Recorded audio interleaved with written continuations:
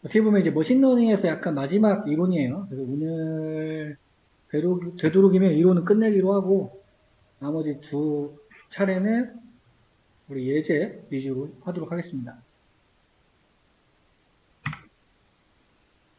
주요 내용은 군집화, 군집, 그 다음에 K평균, DB스캔, 그 다음에 가우스 혼합으로 이루어져 있습니다.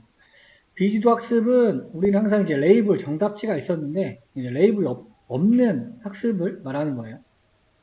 레이블이 없이 데이터만 있는데 걔네들끼리 이제 어떻게 모여 있는지 확인하는 게 군집화가 될 거고, 클러스터링. 그 다음에 그 안에서 이제 군집화를 벗어난 어떤 값들은 이상치가 되겠죠. 네. 그 다음에 데이터의 밀도, 이런 거 추정하는 것이 비지도 학습이라고 하고, 준지도 학습도 이따가 다뤄볼게요. 그래서 군집화는 비슷한 샘플이니까 뭐예요? 비슷한 값을 가진 친구들끼리 이제 모이는 거죠. 그래서 그래프로 그려보면 어떻게 스케트 함수로 풀어보면은 어떤 XY 좌표 안에 군집해서 모여 있겠죠. 우리 활용 예제를 보면 다양한 분야에 이렇게 쓰일 거예요. 고객 분류, 추천 시스템 이런 거는 어떤 게 있냐면 어떤 민원을 자주 하는 집단 이런 거 우리가 표본을 뽑을 수가 있어요. 어떤 특성을 가진 데이터를 가진 어떤 고객들은 어떤 민원을 자주 넣는 고객들이다. 어떤 거는 민원이 없는 고객들. 이런 식으로 분류할 수 있고 어떤 마케팅 영역에서는 약간 돈을 잘 쓰는 집단, 그 다음에 안 쓰는 집단 이런 식으로 분류할 수 있고 추천 시스템은 마찬가지예요. 얘도 이제 이 사람이 어떤 거 클릭을 많이 한다. 어떤 거를 클릭을 많이 하고 노출된 거를 들어오더라. 얼마나 시청하더라. 이런 것. 밑에 부분은 이제 뭐 많죠. 그래서 다양한 영역에서 이제 군집할 수가 있어요. 왜냐하면 이런 것들은 우리가 답안지가 없잖아요. 네. 답안지가 없기 때문에 이러한 데이터들을 클러스팅 할 수 있는 그런 것들을 군집화라고 합니다. 이상치는 마찬가지로 정상대입치에서 벗어난 거. 우리 전에 했을 때 친구가 100명 있는 어떤 사람이 있었는데 그 친구는 SNS 소비 시간이 낮았어요. 네, 그런 이상치를 가진 것들도 있고 이런 것들은 군집화를 벗어나면 우리가 이상치라고 구분을 할 수가 있겠죠. 이거는 진짜 실제로 엄청 자주 쓰는 영역이에요. 제조 라인. 그래서 결함 제품을 탐지한다. 어떻게 회사에서 공정 기준 어떤 공정을 하고 검사할 수 있는 검수할 때 있는 기준 표준값이 있는데 거기를 어떤 벗어난 데이터가 있을 때 이렇게 AI로 자동화를 시켜놓거나 인공지능으로 이런 것들 사람의 개입 없이 자동으로 찾아낼 수가 있겠죠. 여러 영역은 실제로 많이 쓰이는 영역이에요. 우리가 항상 중요하다고 제가 말씀드렸던 거 시계열 데이터에서 어느 수요 예측을 한다든가 미래 예측을 한다는 거 이런 것들. 그다음에 데이터 밀도, 데이터셋의 어떤 확률 밀도를 추정한다. 확률 밀도는 우리 가우시안 분포 이따가 나오겠지만 그거를 얘기하는 거죠. 그래서 어느 분포에 밀도가 많더라. 어느 분포에 밀도가 적더라. 이런 것들도 우리가 시각화해서 분석을 할 수 있습니다. 그래서 우리 분류랑 군집화가 나오는데 이거는 다른 거죠. 분류는 답안지가 있잖아요. 그래서 우리가 0, 1, 2 이런 정수의 값을 우리가 부여를 해줬고 인코딩 할 때 군집화는 분류가 아니에요. 헷갈리시면 안 됩니다. 정답지가 있는 게 아니에요. 군집화는. 군집은 보면은 우리 그 데이터 세토사랑 버시칼라랑 그렇죠. 버지니카 이런 식으로 세 개의 답안지가 있었지만 이 똑같은 데이터를 만약 입력했을 때는 군집화로 볼 수가 있겠죠. 뒤에서 알아볼 거고. 그다음에 어떤 신발이나 의류, 스마트폰, 쇼핑몰의 고객들의 군집. 고객들이 어떤 걸 좋아하는지도 군집화해서 알아볼 수 있다. 이런 거를 군집이라고 하고 이제 군집화는 이런 고객들을 어떠한 기준으로 나누는 과정 이렇게 표현을 하고 있습니다. 그래서 유사점도 있겠죠. 어떻게 보면은 분류에서도 모여있던 것들이 어느 정수값을 우리가 부여를 했었잖아요. 답안지가. 왜냐면 버시칼라나 세토사나 이런 것들이 너비 길이나 그렇죠. 너비의 길이 이런 게 비슷하기 때문에 실제로도 모여있겠죠. 그래서 그 부분들을 우리가 분류를 해줬었고 답안지를 줘서 그렇죠.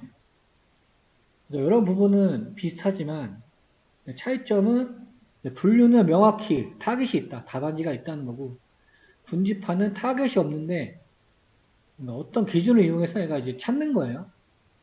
그래서 이제 군집화 이제 넘버가 부여돼요. 인덱싱이. 그래서 요 인덱싱을 분류랑 헷갈리면 안 된다. 이제 그게 여기서 중요한 개념이고. 그래서 우리가 군집화에 사용되는 알고리즘은 K평균, DB스캔, 가우스 혼합. 주요 알고리즘이에요. 주요 알고리즘. 그래서 뒤에서 알아보도록 하겠습니다. 자세히.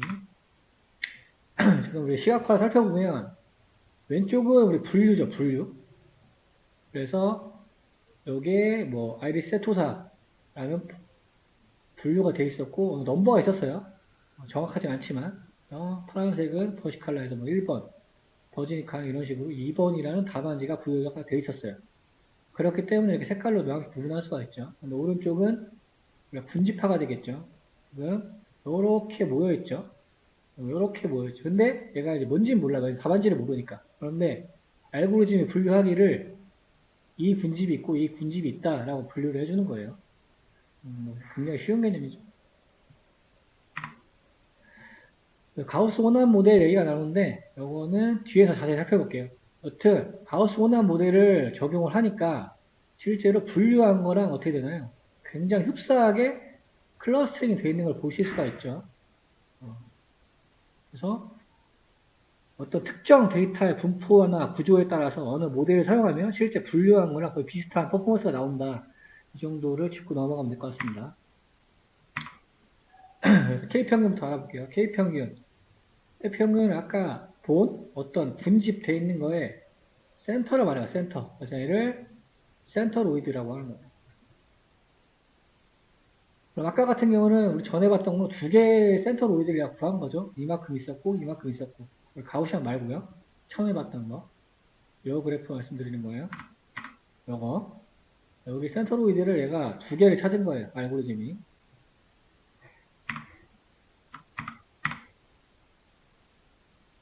그래서 이 센터로이드를 기준으로 해서 가깝게 위치한 애들을 클러스터링 하는 거. 근데 얘 같은 경우는 군집 개수를 지정을 해줘야 된다. 데이터 과학자가 그런 특징을 가지고 있습니다. 그래서 K평균. 그러니까 우리 K 이웃 그거랑 비슷하죠? 지금 보면은 샘플 덩어리가 5개 있잖아요. 그래서 지금 보면 값을 줬고 이렇게 되면 어떻게 되냐 센터로이드가 여기 이렇게 부여가 되겠죠. 그래서 우리는 사이킨런의 클러스터에서 K-min스라는 거를 임포트 시켜가지고 여기에서 값을 정해주고 랜덤 스테이트 주고 모델을 만들면 끝나는 부분이에요.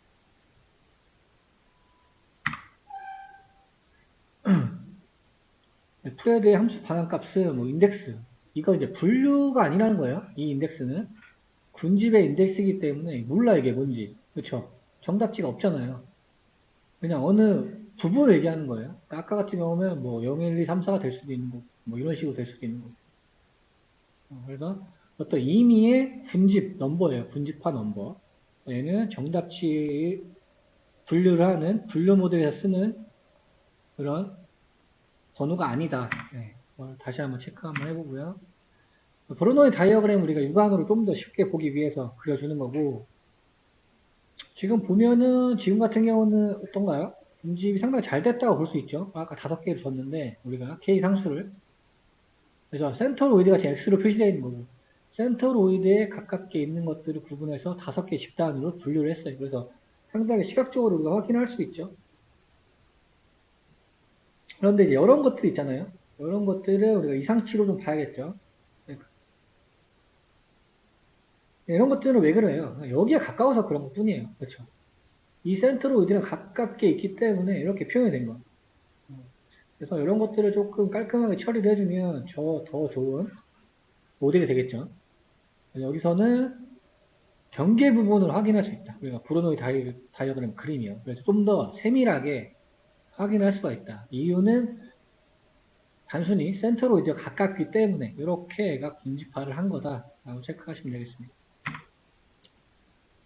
그래서 하드 군집, 소프트 군집이 나오는데 하드 군집은 그냥 우리가 유한을 봤을 때처럼 가까운 거. 소프트 군집은 실제로 어느 점수를 부여할 때 점수를 구하는 또 알고리즘은 많겠죠. 뭐 유클리디안부터 해서 좀 여러 가지가 있는데 디폴트로는 이게 여기 돼 있다. K 평균 모델에 어느 거리를 구하는 공식에서는 유클리드 거리를 구한다. 얘는 지금은 그냥 직선 거리를 구하는 거라고 생각하시면 돼요. 이 점의 직선 거리. 여기서 여기에 직선 거리. 이렇게 생각하시면 돼요. 그래서 하드 군집, 소프트 군집 이렇게 분류를 할 수가 있다. 트랜스폼 메서드에 이렇게 계산하는 게 보면은 우리 배열에 지금 어느 거리가 계산되어 있죠. 거리가 여기 지금 거리들이 들어있는 거예요. 소수점 두 자리까지만 표현을 한 거고. 그래서 뭐 클러스터 시뮬러리티 모델 우리 전에 분석할 때 분석 데이터 실전 예제에서 캘리포니아 주택 가격을 했던 예제를 썼어요. 얘를 트랜스폼 시켜가지고 어떤 유사도 점수 그러니까 지금 소프트 군집을 한 거죠. 그래서 한번 확인을 해봤더니 지금 보면은 파퓰레이션하고 클러스 센터죠. 그렇죠. 그래서 보시면은 어떻게 되게 인구 분포가 높은데 딱딱딱 분류가 되어 있는 걸 확인할 수가 있죠. 지금 왜냐면 파퓰레이션이 빨간색이니까 여기가 이제 해안선이었죠. 해안선 이렇게 이쪽은 이제 다 바다였고 상권이나 주택 분포가 이런 식으로 되어 있었다. 그러니까 그에 맞게 인구도 많은 쪽으로 이렇게 볼 수 있다. 이거 소스니까 넘어가고 가우스 방정식 기저함수 이것도 뒤에서 보도록 하죠. 옛날에 자주 얘기를 했었어요. 우리가 가우시아 분포는 이렇게 표준 정규 분포를 따라야 되기 때문에 어떤 종 모양을 만들었는데 종 모양 지금 종 모양 나오긴 했죠. 근데 종이 이런 식으로 있으면 안 된다는 그렇죠. 어떻게 이제 정규 분포를 따르니까 약간 중앙에서 어떤 종 모양을 따르게 해야 된다. 그래서 얘는 감마 값이 어떤 거에 따라 다르다는 거죠. 지금 감마 값이 1인 거랑 감마 값이 0.01인 거랑 그렇죠. 1일 경우에는 어떻게 되나요? 분포가 급격히 떨어지죠. 얘는 좀 완만하게 떨어진다. 그래서 이 함수는 그걸 의미하는 거예요. 뒤에서 다시 살펴보도록 하겠습니다. 그러면 K평균 알고리즘은 어떻게 하냐? K개의 센트로이드를 무작위로 선택한 후에 계속 반복한다. 이 과정을 보여주는 거예요, 과정. 제일 처음에는 지금 이런 식으로 했다는 거죠. 우리가 초기화를 시키는데 처음에 랜덤으로 초기화를 했더니 어떨까요? 뭔가 조금 어중간한 데다 이렇게 센트로이드를 찾는 과정이 있었었죠. 가면서 점차 좋은 방향으로 찾아가는 걸 볼 수가 있습니다. 그래서 비교적 정확한 곳에 센트로이드를 찾은 과정을 보여줄 수가 있죠. 이것은 뭐예요? 계산을 계속 해가면서, 그렇죠? 각 분포되어 있는 점들의 계산을 해가면서 찾아 나가고 있는 거죠. 그래서 K 값을 어떻게 수렴하는지에 따라서 여러 과정을 반복한다. 그런데 이제 임의로 우리가 어떤 걸 한다고 하면 이제 이런 결과가 나올 수 있다는 거예요. 이런 결과. 그렇죠. 우리가 눈으로 봤을 때는 하나만 있으면 좋겠잖아요. 나름. 그런데 임의로 선택 초기화를 임의로 하게 되면 이런 결과를 나타낼 수도 있다. 그럼 여기도 지금 이렇게 묶여있죠. 이런 케이스도 생길 수가 있다. 그래서 우리 K로 살 때도 그랬지만 이거 같은 경우는 값을 보는 것보다 무조건 시각화해서 봐야 되죠. 그렇죠? 안 보면은 어떻게 값을 우리가 보고 이해할 수 있나요? 그거를? 우리 아까 배열했던 그런 값 보고. 그렇죠? 가능하면 그게 좀 이상한 사람이겠죠. 그게 가능하다고 하면. 반드시 시각화를 해서 체크할 필요가 있다. 그 다음에 여기서 이제 관성이라는 게 나와요. 관성은 뭐냐? 어떤 K평균의 성능평가 방법. 그래서 샘플과 가장 가까운 샘플은 이제 우리 데이터 말하는 거고 데이터에서 가장 가까운 센터로이드 거리의 제곱의 합. 그래서 거리의 제곱의 합. 그래서 아까 말했듯이 센트로이드가 있으면 여러 개의 값이 있잖아요. 그 값들을 다 계산하는 거예요. 그래서 얘네들이 얼마나 가까이 모여 있는가를 측정하는 수치가 되겠죠. 얘 같은 경우는 이제 음수도 반항해요. 음수. 얘는 왜냐면 높을수록 좋은 모델이 하기 때문에 음수가 나와도 상관이 없다. 그래서 아까 초기화 과정 거친다고 했어요. 초기화 과정. 그래서 여기 보면 이니셜라이즈 값이 10이라고 되어 있어요. 그래서 10번 학습 후에 가장 낮은 관성을 갖는 모델을 선택한다. 이렇게 되어 있습니다. 왜냐면 왜 낮아야 돼요? 가까워야 되니까. 그렇죠? 대신에 점수는 높아야 되겠죠. 거리는 가까워야 되지만 점수는 높아야 되겠죠. 그렇기 때문에 음수로 반환한다. 얘는 약간 뭐 C++처럼 뭔가 조금 진화된 거예요. K평균 플러스 속의 알고리즘. 그러니까 조금 더 진보된 버전의 알고리즘인 거죠. 그래서 뭐 초기화하는 대신 어떤 확률 분포를 이용하면은 거리를 크게 할 가능성이 높아진다. 그래서 K기의 센트로를 지향할 때까지 아래 과정을 반복한다. 이런 수식을 통해서 가장 가까운 센트로이드 사이의 거리를 가리킨다. 이거 같은 경우에는 우리가 그 하이퍼 파라미터 인재를 전달하듯이 옵션에 뭐 일반 K평균을 사용할 거나 K평균 플러스 사용할 거나 지정을 할 수가 있습니다. 근데 보면 이제 제곱이 들어갔다는 의미는 이제 더 정밀도 높인 거죠. 네. 일단은 그렇게 생각하시면 돼요.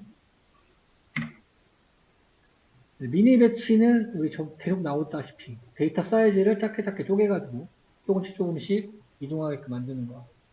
사이킨런의 미니 배치 미스 모델이 기본적인 제공을 한다. 이것도 예제에서 다뤄보면서 결과를 확인해 보도록 하겠습니다. 미니 배치 K평균의 특징은 성능은 좀 낮대요. 모델보다 조금 낮아요. 하지만 훈련이 빠르다. 왜냐하면 데이터셋 쪼개니까 빠를 수밖에 없죠. 분집수가 커져도 성능 차이가 유지된다.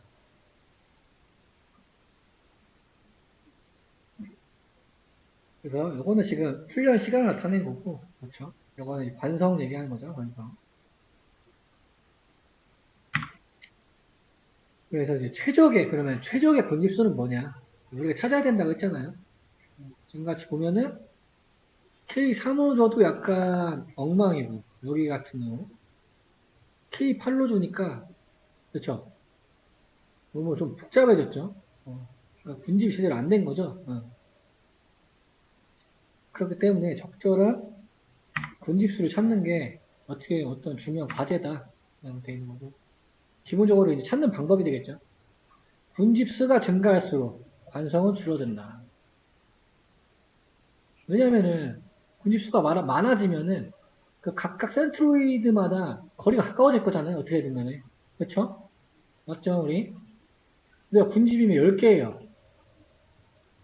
4개랑 차이가 어떻게 되나요? 각자의 값들이 더 모여있잖아요. 어떻게든 간에. 그렇기 때문에 K가 증가할수록 관성은 줄어들죠. 그렇기 때문에 관성만으로 모델을 평가할 수는 없다. 이거는 어느 모델이든 똑같아요. 하나의 지표로 평가를 할 수 없습니다. 그래서 엘보라고 하는 거는 우리가 많이 보긴 했어요. 정확히 이용어를 설명드리진 않았는데 엘보는 뭐예요? 우리 팔꿈치기 하는 거잖아요. 팔꿈치. 지금 보다가 어느 꺾이는 지점이라는 거예요. 꺾이는 지점.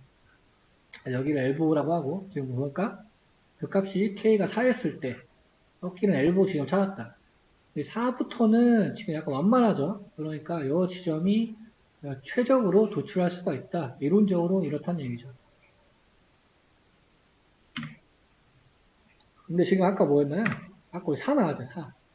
4인데, 지금 4개로 했는데, 어떤가요? 과학자가 봤을 때. 약간 이쪽이 마음에 안 들죠. 그러니까 사람 눈으로 봤을 때는 K5가 더 정확할 것 같다. 라고 표현을 하는 거죠. 그래서 항상 저렇게 수치적으로 그래프 그렸다고 해도 저게 완벽한 값은 아니다라는 거죠. 그래서 이걸 또 해결하기 위한 실루엣 점수라는 게 있어요. 실루엣 점수. 그래서 보면은 A는 동일 군집 내 다른 샘플과의 거리의 평균값. 동일 군집 내. 한 군집에서 다른 샘플과의 거리래. 얘네 얘네끼리 거리들의 평균값. 그가 이제 A. 그 다음에 가장 가까운 타군집과의 어떤 샘플값. 여기서 이거 뺐죠. 얘가 이제 분자로 먹는 거고. 그렇죠. 그 다음에 A, B의 지금 뭐예요? 맥스니까 최대값이 되겠죠. 이렇게 실루엣 개수를 산출합니다. 그래서 실루엣 개수는 마이너스 1과 1 사이의 값이다. 그래서 보면은 1에 가까우면 적절한 군집, 0에 가까우면 어떤 군집 경계에 있다. 마이너스 1에 가까우면 잘못된 군집에 포함됐다. 이렇게만 이해하시면 돼요. 그러니까 뭐야? 1이 좋다는 얘기죠,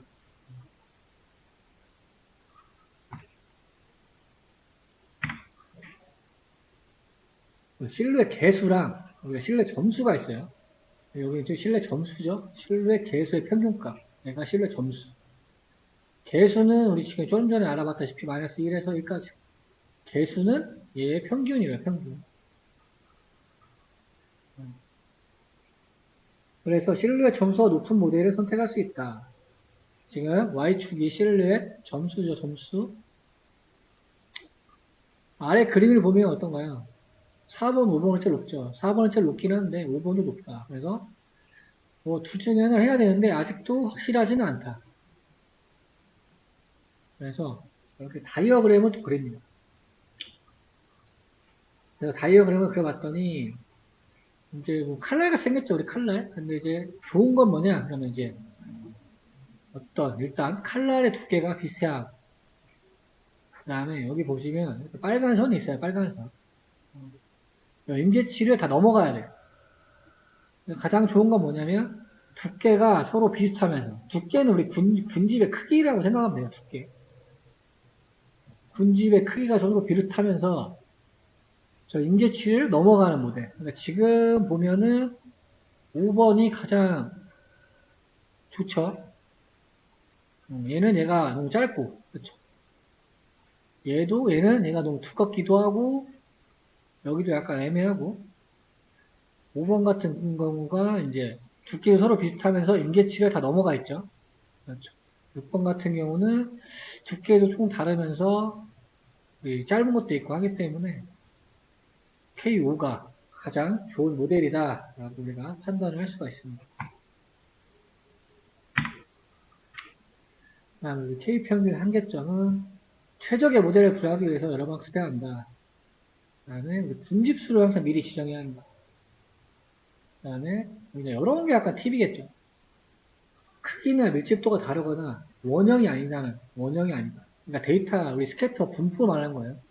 지금도 이런 거를 이렇게 원형이라고 볼 수 있잖아요, 우리가 데이터가. 근데 데이터가 선형으로 되어 있을 수도 있잖아요. 그렇죠. 이럴 경우에는 잘 작동하지가 않는다. 그래서 아래를 보면은 관성이 일단 높고, 그렇죠. 밀집도가 약간 애매하죠, 지금. 이제 아까 전에 거랑 다른 거예요. 왜냐면 얘도 지금 약간 타원형이잖아, 타원형.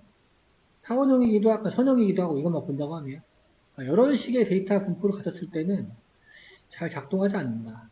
참고하시면 될 것 같아요. 하는 김에 다 하도록 합시다.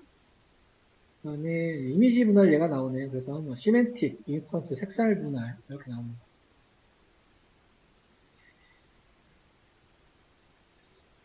시멘틱 세그멘테이션은 그냥 객체라고 보시면 돼요. 객체. 그러니까 사진에 들어있는 사물들을 분할한다. 바로 사진을 보면 고양이가 있고 백그라운드가 있어요.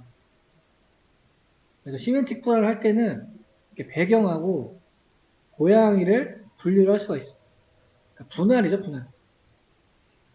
근데 이제 인스턴스는 뭐냐면 이 객체끼리도 분할할 수가 있어요. 그러니까 고양이가 몇 마리인지까지 분류를 할 수 있다는 거예요. 인스턴스. 인스턴스는 이제 보통 우리 파이썬 때도 얘기했지만 객체라는 의미가 강하죠. 객체라는 건 뭐예요? 고양이가 한 마리, 두 마리, 만 마리가 되는, 그렇죠? 각자 하나의 고양이기 때문에 객체잖아요. 그러니까 이렇게 개념을 생각하시면 돼요. 보통 이제 영상에서는 간단히 원리를 짚어보자면 이런 걸 엣지라고 하잖아요. 엣지. 그렇죠. 근데 우리 눈으로 봤을 때는 배경이 뒤에 있고 얘가 입체적으로 봤을 때가 튀어나와 있잖아요. 얘를 픽셀로 해서 픽셀까지 분석해보면 이 경계선의 값이 급격하게 변하는 구간이 있어요. 그렇죠. 그 구간을 표현을 하면 이렇게 분할이 되는 거예요. 기본적인 원리는 이래요. 근데 이거는 머신러닝에서 다룰 건 아니기 때문에 딥러닝 할 때 이미지 관련된 게 많이 나오기 때문에 그때 좀 다뤄보기로 하고 이런 개념이 들어있다.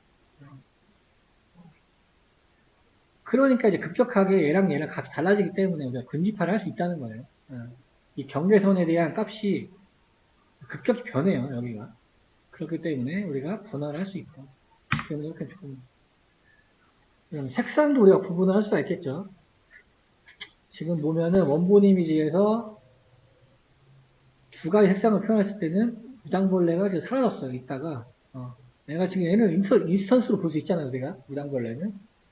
그래서 어떻게 색깔에 군집화를 했더니 이렇게까지 볼 수가 있고. 그래서 무당벌레도 우리가 분할할 수가 있다는 얘기가 되는 거죠.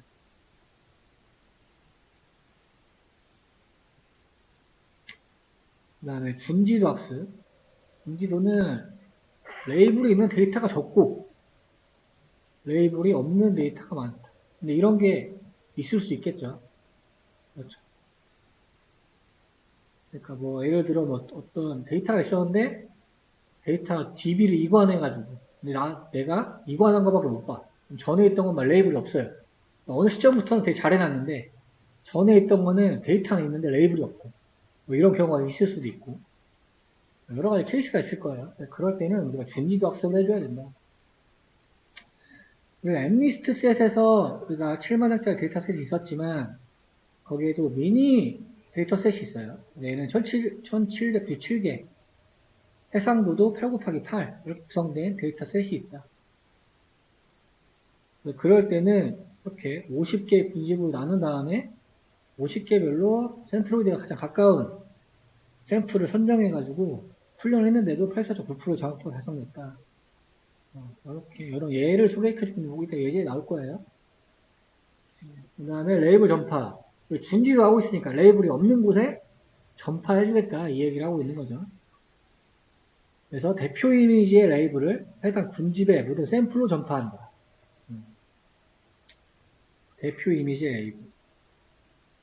우리가 어떤 군집을 구해서 그 군집을 해준 거에 어떤 레이블을 부여해주고 레이블을 비슷한 모든 샘플에 전파하는 기법. 그러면은 레이블이 없는 데에다 레이블을 우리가 줄 수가 있는 거죠. 이런 기법을 사용했더니 89%까지 올라갔다.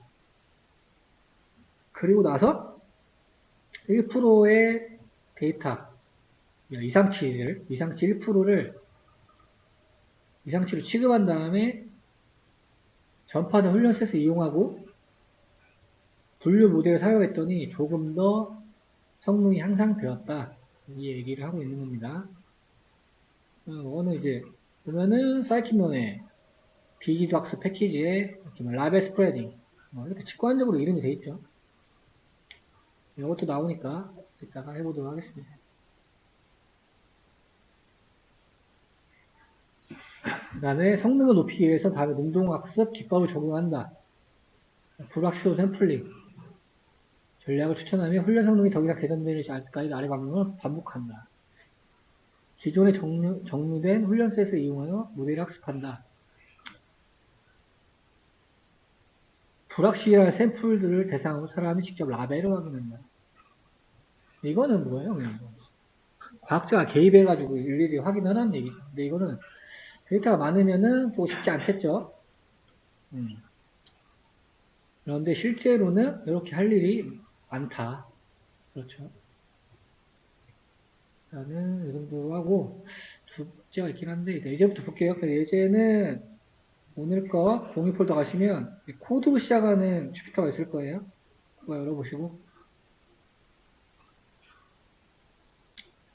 저는 실행을 안 할게요. 실행하면 또 이제 없어지는 게 있어가지고 이미 실행이 돼 있는 거라서 앞에 부분은 설정하는 부분이니까 넘어가고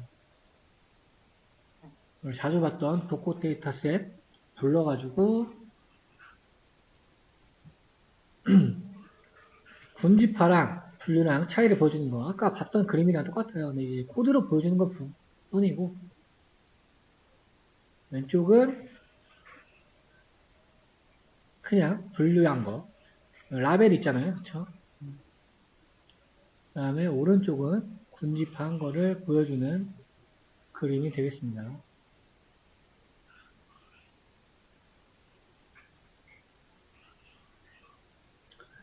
이것도 가우스 원화 모델은 아까도 밑에 나온다고 했으니까 밑에 있어요. 이거는 넘어가고. 어쨌든 뭐 가우시안 믹서라는 어떤 라이브러리를 사용을 했더니 보면은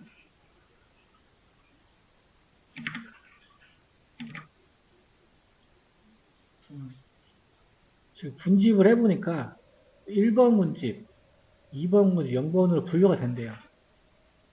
맞죠? 근데 이게 잘못된 게 많다는 거예요.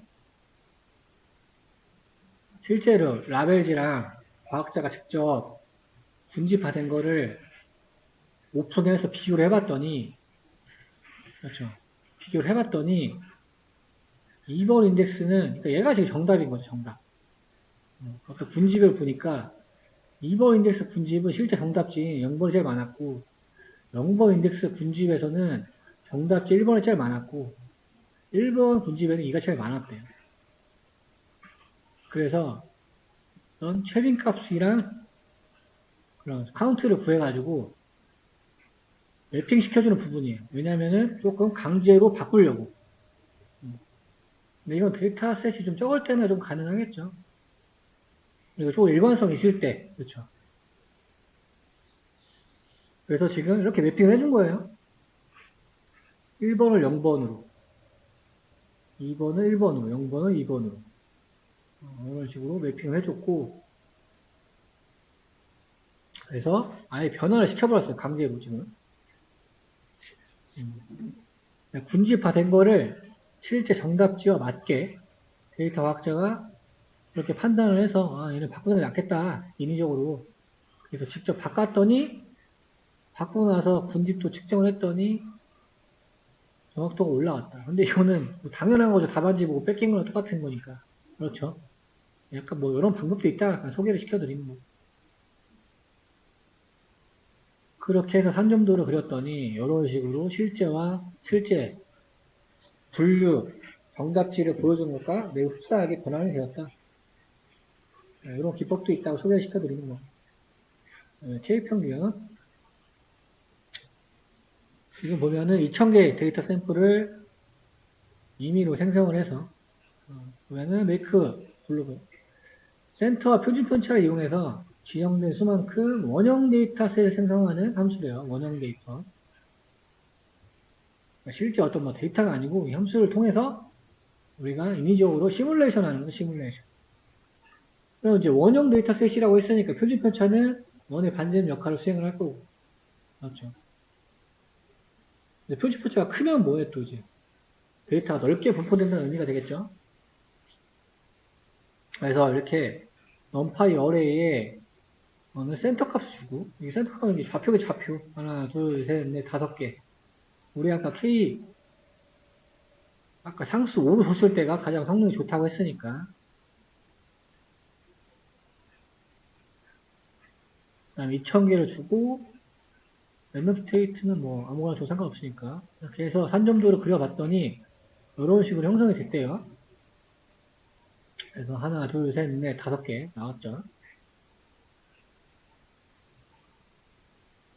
그래서 이제 뭐야. 우리 Y는 여기서는 레이블을 가리키고 있지만, 비지도 학습에서는 일반적으로 활용하지 않는다. 알면은 이걸 쓸 필요가 없죠. 그냥 분류 모델에 쓰는 게 낫지. 그렇죠. 훈련할 때 우리가 K값 정해져 준다 그랬고, 간단해요. K미스라는 객체 만들어서 K값 넣어주고, 아까 초기화를 시켜준다고 했으니까. 그러니까 이거랑 헷갈리시면 안 돼요.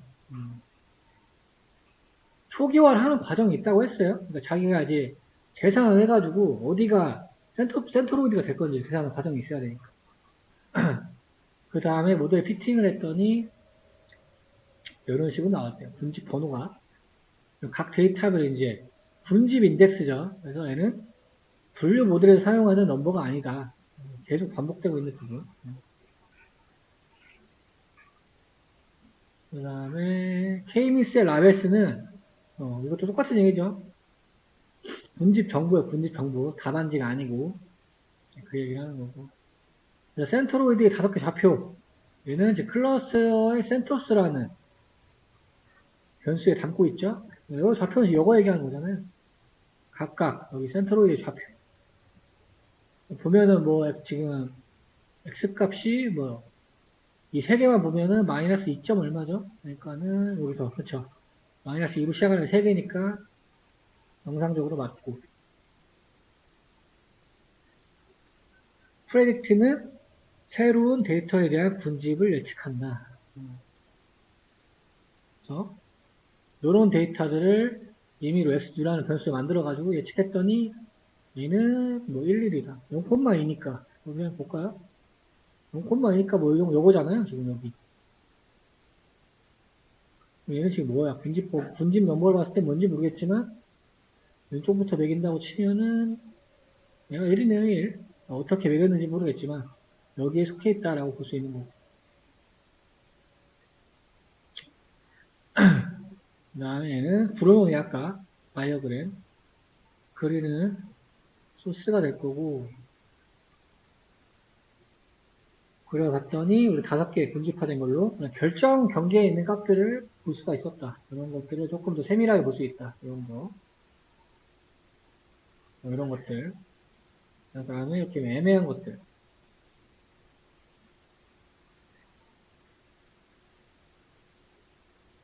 그 다음에 이제 K평면 알고리즘. 아까 우리 관성을 이용한다 했어. 더 좋은 모델의 관성은 낮다. K미스의 이너티아라는 우리 변수에 들어있고, 지금 보니까 얘는 211이네요. 아까 스코어는 음수값을 반환한다고 했어요. 이유는 높은 점수가 더 좋다라는 원칙을 따라야 되기 때문에 마이너스가 나와도 상관이 없다.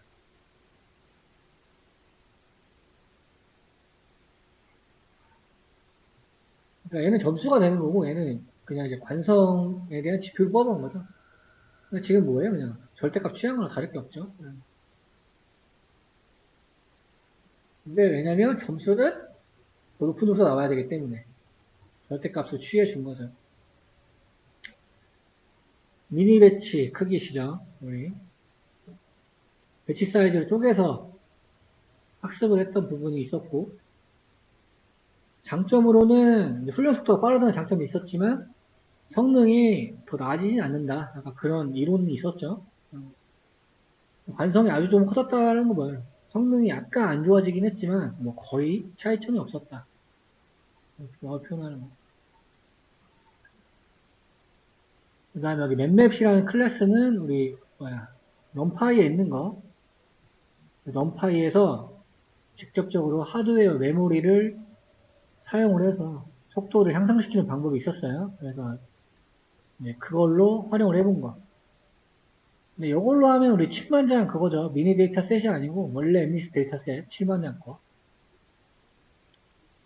그래서 뭐 0번부터 6만장까지는 훈련 셋으로 쓰고 6만 1번부터 7만 번 만장은 테스트 셋으로 구분해놓고 그냥 학습한 거, 그냥 학습하는 그냥 방법 하나 소개를 시켜주고 돌려본 거죠. 훈련하는 거는 뭐 전 시간에 했었던 거니까. 그래서 여러 객체를 만들어서 사용을 한다. 당연히 데이터셋을 쪼개서 학습을 하니까 빨라질 수밖에 없겠죠. 그 다음에 메모리도 할당 받아서 사용을 한다고 하니까 넘파이에서 성능은 조금 떨어진다. 그 다음에 최적의 군집수 구했던 부분.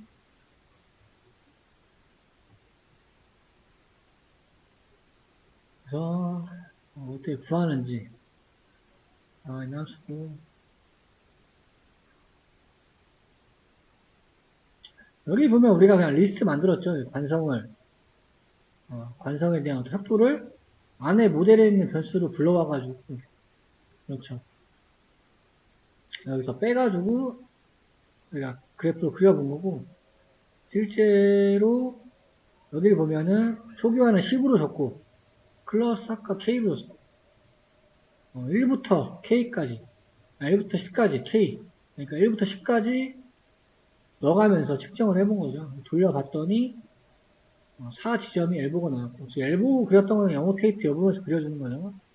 영어테이트가 주석의 의미니까 이렇게 디테일하게 그릴 수 있는 부분.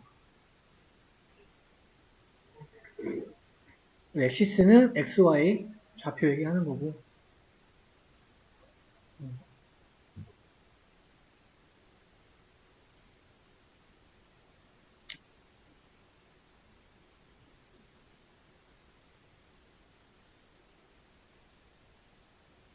그래서 얘는 지금 결정경계선이라는 함수죠. 플랫 디시전 바운드리스 결정경계선을 그려라. 그래서 뭐 4-1 x 이런 식으로 적용해서 있는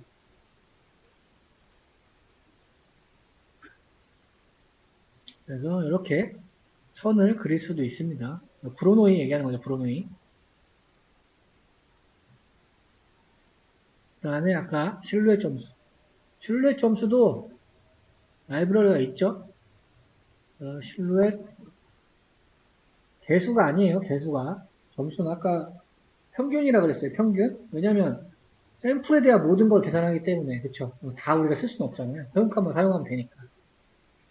K민스의 라벨스의 평균을 구했더니 실루엣 점수가 0.65였다.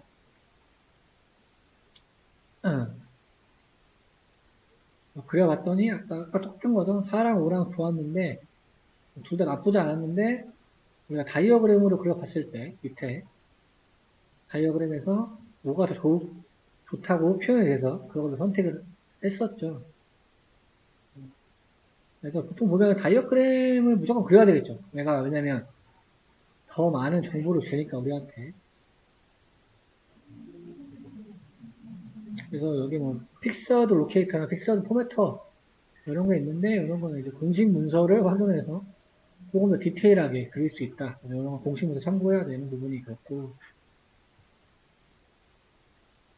그림 그릴 때 포문으로 3, 4, 5, 6 그렇죠. A를 적고 여기 보면 주석이 다 달려있죠. 우리 2행 2열의 K번째 그래프 Y프레드에는 K번째 군집의 레이블 실루엣 코이피션트스 이거는 실루엣 개수죠. 이건 개수 각각 실루엣 개수 얘는 X에서 Y프레드를 줘야지 각각의 실루엣 개수로 구할 수가 있고 패딩은 우리 이제 뭐 여백 얘기하는 거. 여기서는 칼날의 간격, 칼날의 두께가 되겠죠, 두께. 그 다음에 포지션에는 패딩을 넣어주고. 얘는 이제 뭐, 티크니스겠죠. 그래서 어떤 눈금에 대한 티크니스. 일단은 빈 배열로 만들어주고. 폼은 돌면서 그리는 부분. 이런 것들은 한번 만들어 놓으면 계속 복사해 쓰시는 게 낫죠. 이해만 하고. 뭐, 이거를 매번 구현할 필요는 없는 거예요. 한번 함수로 만들어 놨으니까 나중에 콜에서 사용을 하시면 되는 거예요. 함수의 수정이 필요하면 내가 내 입맛에 맞게 커스텀해서 사용하시면 됩니다.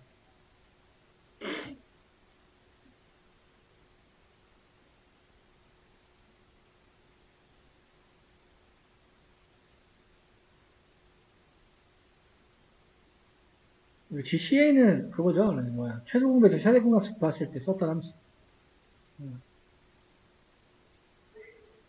그래서 아까 5번이 제일 좋다고 했었어요. 두께나 어떤 인계선에 여기 보면 빨간 파선이라고 표현되어 있는 부분. 다이어그램을 그려봐서 우리가 적절한 K-민스의 값을 센터로이드 개수를 정할 수 있다. 이렇게 볼 수 있고 아까 한계점도 잠깐 나왔었죠. 단점은 뭐 여러 번 실행해야 된다. 그리고 원형 데이터 셋이 아닐 경우에는 이렇게 성능이 좋지 않다. 약간 선형이나 타원형의 경우에는 잘 동작하지 않을 수 있다.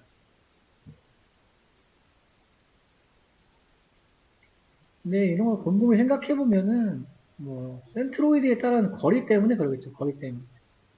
근데 이제 한쪽으로 너무 모양이 치우쳐져 있다 보면, 편향될 가능성이 있다 보니까, 그럴 때는 제대로 작동하지 않는 어떤 한계점이 존재한다.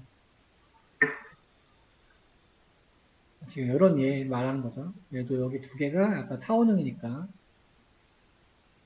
얘는 뭐 원형이라 칠 수 있지만, 이런 경우에는 성능이 좋게 나오지는 않는다.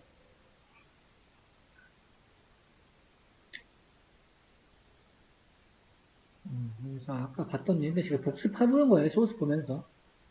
근데 뭐 소스에서도 중요한 것만 집어 설명드릴게요. 왜냐면 거의 지금 모든 코드가 시각화 코드만 조금 어렵고 현란하게 돼 있고 실제로 모델 만들고 사용하는 것들은 한 줄 두 줄 뿐이에요. 네. 그러니까 그거를 열심히 볼 건 없고 어느 객체 이름 사고 이론을 이해하는 게 지금은 중요합니다. 그래서 이닛을 10으로 주고 클러스터까지 줬는데도 불구하고 그러니까 이렇게 데이터가 분포되어 있을 때는 분지파가 잘 나오지 않는다는 얘기를 지금 맞죠? 이런 식으로.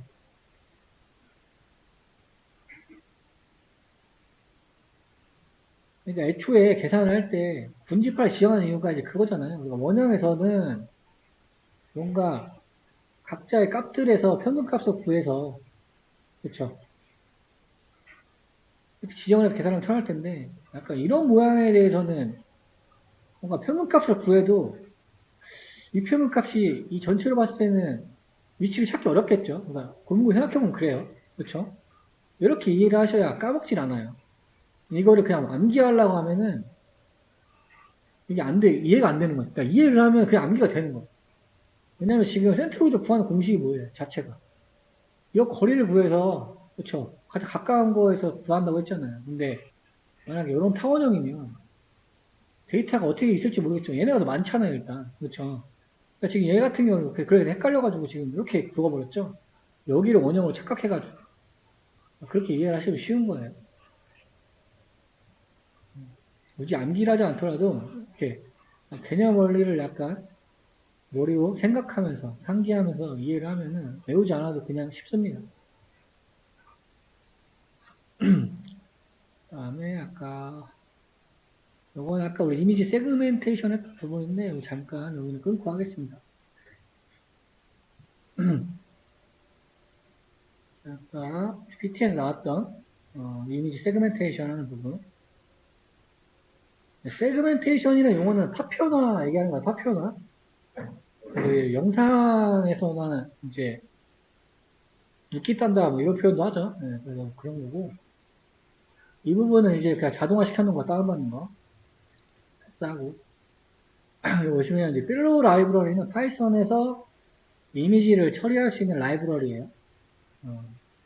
얘는 설치할 때 나중에 쓰실 때 이대로 인스톨하면 안 되고 이거 설치해야 돼요. 필로우인데 대문자일 거예요. 이렇게 설치가 됩니다. 그래서 얘는 체계가 다 달라요. 이미지 같은 체계는 지금은 필로우만 설명드릴게요. 필로우는 이렇게 찍혀요 지금. 위드, 하이트, 얘가 채널 수. 그래서 넘파이랑 필로우랑 나온 체계가 달라요. 넘파이는 하이트가 먼저 나와요. 그러니까 높이가 먼저 나와요. 여기 3이라고 찍혀 있는 거는 채널 수를 의미하는데 채널 수는 뭐냐면 이미지가 이렇게 있으면 여러분 RGB 들어보셨을까요? RGB 얘는 레드 채널, 그린 채널, B 채널을 가지고 있어요. 이렇게 채널 수를 의미하는 거예요. 그래서 한 채널만 쓰면은 색상이 바뀌어요. 칼라긴 칼라인데 색상이 바뀌어요. 왜냐면 한 체계가 빠져있기 때문에. 그래서 여튼 얘는 533 곱하기 800픽셀. 그러니까 42만 6,400 픽셀을 가지고 있고 채널 수는 3개다. 그러니까 여기 보면은 루시엘 했죠. 마이너스 1 있는 거는 한 차원을 만난 얘기잖아요. 지금 2차원으로. 얘는 지금 3차원이잖아요. 3차원. 2차원으로 변경했는데 앞에를 마이너스 1로 하고 뒤에를 3으로 픽셀 해줬으니까 앞에 두 개를 곱해버린 거죠. 그렇죠. 그러니까 픽셀을 행렬로 되어 있던 픽셀을 곱해가지고 1차원으로 펴준 거예요, 이렇게. 그리고 어떤 채널만 3개가 존재하는 거. 그러니까 지금 네모난 채널이 아니고 1차원인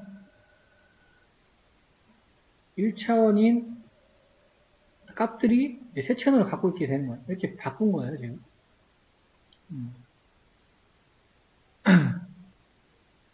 그 다음에 우리 K민스로 여기에 이미 10으로 주고 플라우터 8로 줬어요.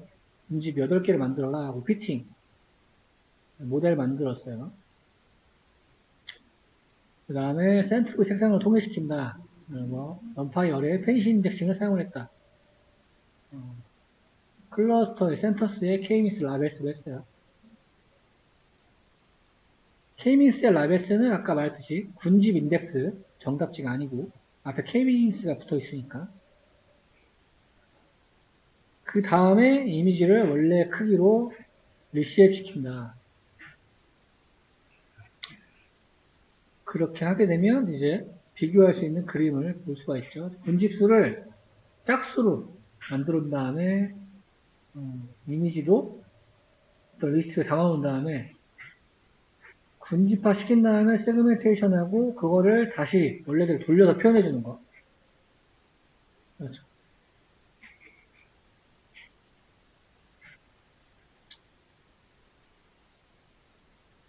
그래서 이미지를 폈다가 K민스 군집한 다음에 다시 지금 여기 군집수죠. 군집수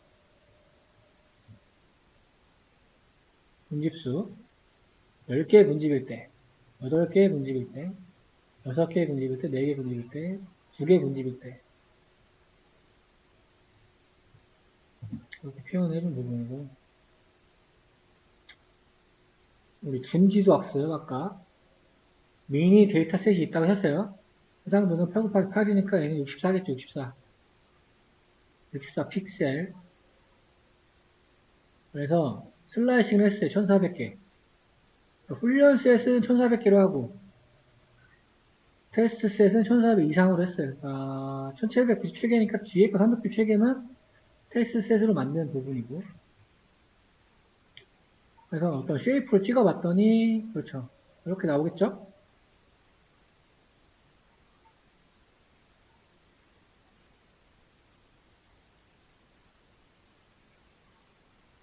그 다음에 앞에 연계 찍어봤더니 64개 나오는 거고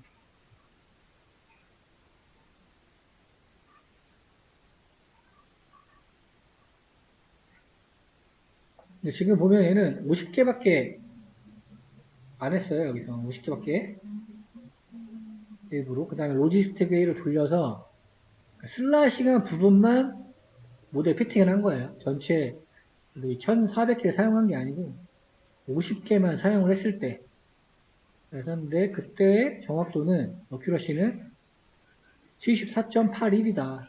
굉장히 낮게 나왔는데 이거는 지금 50장밖에 사용 안 했으니까 이렇게 나온 거고 전체 세트를 사용했을 때는 90%까지 나왔다.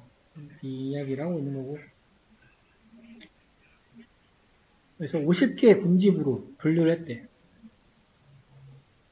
픽셀 값일 거잖아요. 여기 우리가 가지고 있는 값들은 픽셀 값을 가진 어떤 우리 미니 엠리스 데이터 셋을 50개로 군집화를 했대요. 50개. 그 다음에 그 센트로이드에 가장 가까운 이미지를 대표 이미지라고 부르고 지금 50을 줘가지고 미니 주고 군집화 시킨 거.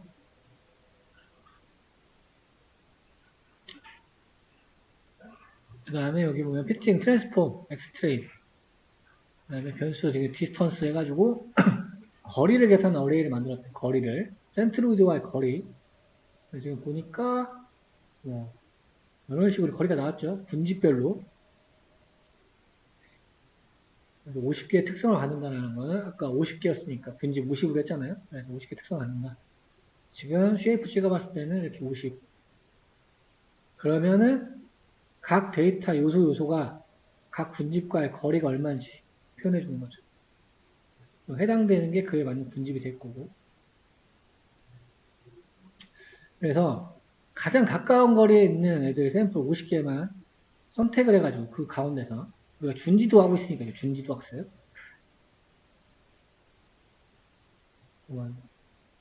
어그리게이션 민 최소값. 왜냐하면 거리가 제일 가까운 걸로 해야 되니까. 그렇죠? 그 다음에 이렇게 데이팅 DB 가장 가까운 거를 넣어준 거죠. 가장 가까운 놈을 넣어줬어요. 이 안에다가. 그 다음에 걔네를 찍어본 거. 확실히 해상도가 낮은 이미지다 보니까 되게 막 조금 불편하게 보이죠. 이미지 자체가 8 곱하기 8 사이즈였으니까. 인업레이트를 통해서 배열로 실제로 있는 거 데이터 꺼내서 찍어본 거. 그래서 이런 이미지 지금 이런 분집화된 이미지가 대표라는 얘기예요. 대표. 선정된 50개의 이미지. 얘네가 어떤 분집의 센트로이드가 되는 거죠. 가까운. 이런 식으로 나왔다. 그래서 50개의 대표 이미지만 뽑아가지고 로지스틱 회계를 사용해서 훈련시켰더니 좋아졌다. 왜냐면은 데이터 과학자가 직접 이렇게 가까운 걸 뽑아가지고 걔를 대상으로 해서 훈련시켰으니까 좋아질 수밖에 없겠죠. 이런 방식으로도 준지도 학습을 해서 활용할 수가 있다. 정확도가 많이 개선된 걸 확인할 수가 있었죠. 그 다음에 레이블 전파. 이것도 준지도에 나오는 거. 그래서 MT니까 빈 배열을 만들어 놓고 아까 대표로 선정된 것들 집어넣죠. 다시 같은 경우에 Ytrain propagate라는 변수에다가 집어넣고 그 다음에 얘를 타겟으로 해가지고 로지스틱 학습을 하니까 성능이 89%까지 올라간다. 그래서 레이블이 없는 애들한테 레이블을 전파시켜서 학습을 했을 때 성능이 약간 향상되는 것을 볼 수 있었다. 그 다음에 아까 이상치도 1% 제거한다고 했었어요. 그래서 일단 하위 1%를 구해야 될 거 아니에요. 하위 1%. 거리에서 가장 먼 애들을 1%를 뽑아가지고 없애버리면 되죠. 그래서 99를 100분위로 만든 다음에 거리를 계산했죠. 샘플별로 샘플 포함된 분집의 센트로이드 거리를 계산해서 X 클러스 디스턴스라는 변수를 만들어 놓고 거기에서 가장 거리를 못 놈을 구해야 되니까 컷오프라는 걸 만들어서 컷오프 디스턴스보다 큰 애들 걔네들을 마이너스 1로 이상치로 바꿔준 다음에 얘네를 제외시켰어. 그렇죠. 여기서 이제 제외시킨 거. 제외시킨 다음에 제외시킨 데이터셋을 대상으로 해서 학습을 했더니 지금 또 조금 더 올라갔죠. 그러니까 이런 식으로 약간 마이너한 튜닝을 계속 할 수 있다. 제외했더니 뭐 너무 많이 올라갔죠. 확연히 올라갔어요. 준지도를 해서 올라갔다. 전제 조건은 뭐예요? 데이터셋이 일단 50개였으니까.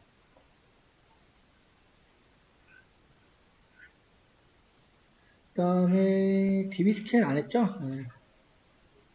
이게 나올 것 같은데. 이게 왜 순서가 또 잘못되고네. 일단 영어 문장 어디가 볼게요. 위에 있는데 넘어갔구나. 죄송합니다. DB 스캔. DB 스캔은 여기 이제 기본 엡실론인데 이거는 통계나 미적분에서 사용하는 기호로 어떤 밀도에 대한 어떤 거리 이런 걸 구하는 어떤 기호가 될 거고 그래서 샘플에 대해서 자신을 포함해서 몇 개의 샘플이 핵심이냐라고 구한대요. 그래서 핵심 샘플의 엡실론 이유, 핵심 샘플의 엡실론 이유 포함 다른 샘플의 동일하게 분집으로 구분을 한다. 그다음에 핵심 샘플이 아니면서 동시에 자기 위에 다른 샘플이 없으면 그건 이상치라고 간주한다. 네, 뭔가 좀 특이해요. 얘는 지금 뭐예요? 엡실론을 줄인 거고 두 개의 파라미터를 사용한다. 이거 민 샘플이니까 핵심 샘플, 그러니까 엡실론 이후에 포함되어야 하는 최소 샘플 수. 여기서 이제 D가 덴시티 말하는 거예요. 덴시티. 밀도. 밀도를 얘기하는 거예요. 그래서 우리 초승달 데이터 셋이 있는데, 초승달 데이터는 초승달 이제 모양을 그대로 이렇게 표현한 셋이 있어요. 예제에서 나올 건데, 얘도 클러스터에서 db스캔을 임포트해서 사용하시면 되고, 얘는 내장되어 있는 초승달 데이터 셋. 그래서 1000개를 지정을 한 다음에 노이즈, 또는 현실과 가깝게 노이즈 값을 더해준 다음에 엡실론, 거리라고 보시면 돼요. 거리, 얘도. 거리. 5개를 하고 피팅하는 부분. 이상치가 있다고 했으니까 해서 마이너스 1은 이상치를 내는 거고, db스캔 모델이 찾은 얘도 분집 정보죠. 분집 인덱스. 똑같아요. 아까 여긴 뭐였어요? K민이었죠. 일정한 규칙이 있죠. 그 모델들에 대해서. 그래서 지금 아까 핵심 샘플을 구한다 했잖아요. 핵심 샘플. 분집 중에서 핵심 샘플을 보여주는 거. 그래서 몇 번 분집 핵심 샘플이다. 라고 보여준 거. 그 다음에 거기에 이제 컴포넌트를 찍어 봤더니, 거기에 좌표들을 얘기하는 거, 좌표들.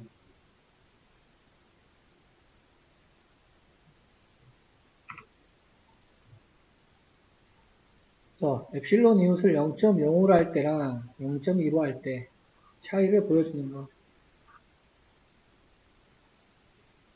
0.05는 너무 가깝다 보니까, 그렇죠? 0.2면은 얘 4배니까, 그렇죠. 아까 도 유연해질 수가 있었고, 실제로 보면 여기 지금 보이는 게 x가 이상치잖아요. 그렇죠. 너무 얘는 범위를 좁게 잡아서 이상치가 너무 많죠. 조금 러프하게 잡았더니 조금 깔끔하게 분류가 된 걸 볼 수 있습니다. 여기 지금 초점달 모양이잖아요. 이렇게 분류를 했다.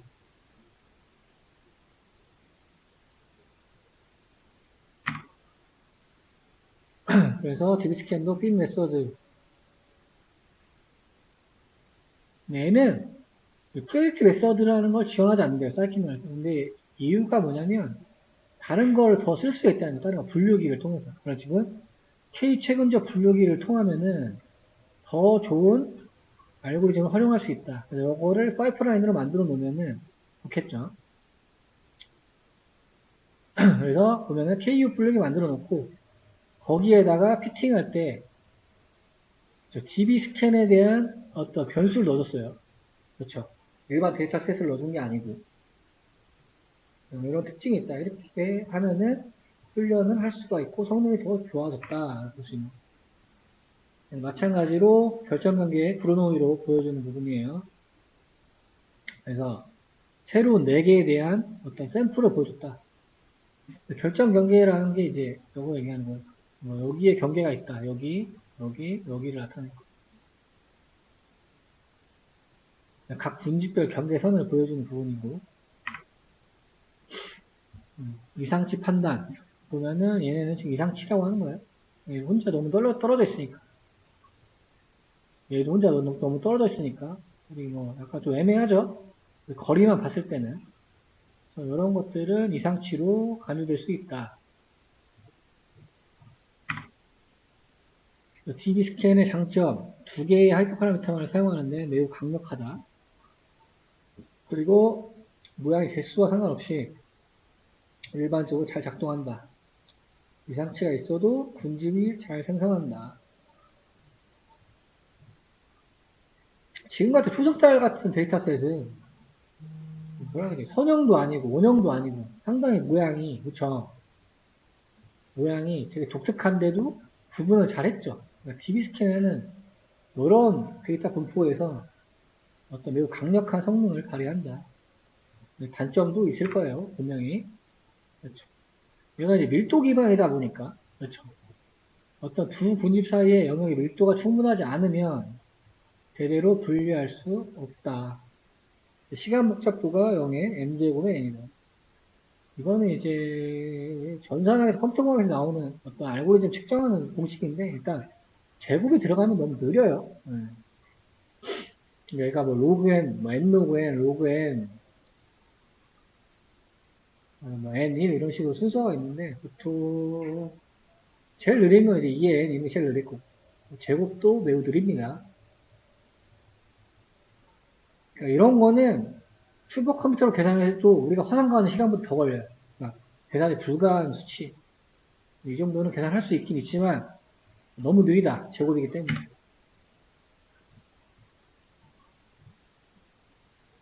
그래서 보면은 H가 붙은 게 있죠. H가 붙은 것도 있고 H DB 스캔이 있는데 얘는 군지의 밀도가 서로 다를 경우 한쪽은 밀도가 좀 얕은데 한쪽은 좀 짙고 우리가 지금 본 거는 밀도가 서로 비슷했죠. 그렇죠? 이럴 경우에는 이 모델을 사용을 하게 되면 더 잘 작동을 한다. 사이켄놈에서는 이렇게 많은 모델을 제공하고 있습니다. 근데 우리가 뭘 다 볼 수는 없어요. 주요 알고리즘만 보고 나머지는 예제에 나올 수도 있고 안 나올 수도 있는데 그렇죠. 그다음에 지금 아까 처음에 나왔던 가우스 혼합 모델이 나왔어요. 가우스라는 얘기는 정규 분포를 얘기하는 거고 데이터 셋이 뭐 혼합됐긴 했지만 어쨌든 가우스의 분포를 따른다. 그러니까 종 모양을 가진다. 이런 데이터 구성을 가진 셋에 작용을 한다. 라고 보시면 될 거고. 아까 우리 봤던 모델인데 얘는 군집이긴 한데 다 다르죠. 모양도 다르고 위치도 다르고 뭐 타원형이라고 분류도 할 수도 없고 밀도도 다르고 여기는 밀도가 좀 적잖아요. 그러니까 서로 다른 어떤 분포를 따른다. 근데 얘네끼리만 보면은 가우스 분포를 따를 수가 있죠. 지금 얘도 이렇게 모일 수가 있고 그렇죠. 얘도 이렇게 모일 수가 있고 얘도 이렇게 모일 수가 있으니까 이럴 경우에 이제 적용하면 좋은 모델이라고 소개를 하는 거죠. 그래서 가우스 믹셔라는 게 있고 컴포넌트 군집수죠. 이닛은 모델 반복 횟수. 그래서 평균값 분문산을 무작위로 추정한 다음에 수렴할 때까지 계속 반복한다. 군집수를 3으로 쓰고 초기화했던 거. 함수 사용하는 거는 되게 간단하죠. 항상 객체 만들고 피팅한 다음에 예측하면 되는 부분이니까. 그래서 밑에 어떤 지금 군집수를 3으로 줬을 때 보여준 거예요. 시각화를 해가지고. 군집이 뭐 얘도 돼 있고 나름 잘 돼 있어요. 근데 이 부분이 약간 조금 겹치긴 하는데 그렇죠? 등구선으로 보여주고 있고 진한 파란색에 가까울수록 데이터 밀도가 높다. 진한 파란색. 결정 관계선은 이렇게 빨간색 점선으로 표시를 할 수가 있고 나쁘지 않죠? 생각보다. 우리 아까 했던 K민으로 한 것보다는 확실히 좋아졌어요. 그 다음에 규제 우리가 회귀에서 라소나 리치, 일라스틱을 규제 거는 것처럼 얘도 규제를 가할 수가 있다. 특성이 많거나 분집이 많거나 샘플이 적을 경우에는 최적화가 어려우니 하이퍼 파라미터를 구할 수가 있다. 공문산에 이런 식으로 보면은 풀, 타이드, 스페리컬, 다이아그 뭐 이런 하이퍼 파라미터 변수를 통해서 규제를 가해가지고 튜닝을 할 수가 있다. 그래서 각각 튜닝을 했을 때 어떤 모양을 보는지 알 수 있죠.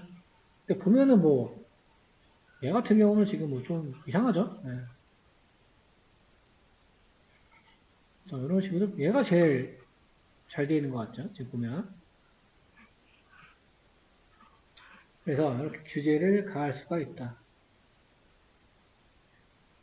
시간 복잡도는 지금 KM의 제곱에 KS 느리다라고 생각하시면 될 것 같아요. 다음에 이상치 같은 경우는 이미 유추해서 확률 밀도의 로그 값을 측정한다. 그래서 자세히 보면은 이렇게 빠져있는 값들이 좀 있어요. 그래서 이런 것들을 이상치로 간주할 수 있다. 보면은 밀도가 임계값보다 낮은 지역에 있는 애들. 얘는 이제 밀도 기반이었으니까. 그렇죠. 밀도가 많은 지역에서 벗어나 있는 애들을 우리가 이상치로 간주한다. 분포가 아니고 얘는 밀도 기반인 거예요. 우리 K민이랑 다른 부분은 밀도. 앞에 D가 데시티라는 것만 기억하시면 될 것 같습니다. 그래도 군집수 시험할 수 있냐 했더니 얘는 사용이 불가하다. 반석 또는 실내점 사용 불가. 왜냐면 군집이 타원형일 때는 일정하지 않기 때문에. 근데 약간 이거는 일반적인 내용 같기도 해요. 그래서 대신에 어떤 이론적 정보 기준을 최소한 모델을 선택할 수 있다. 분집수를 지정할 수는 없지만.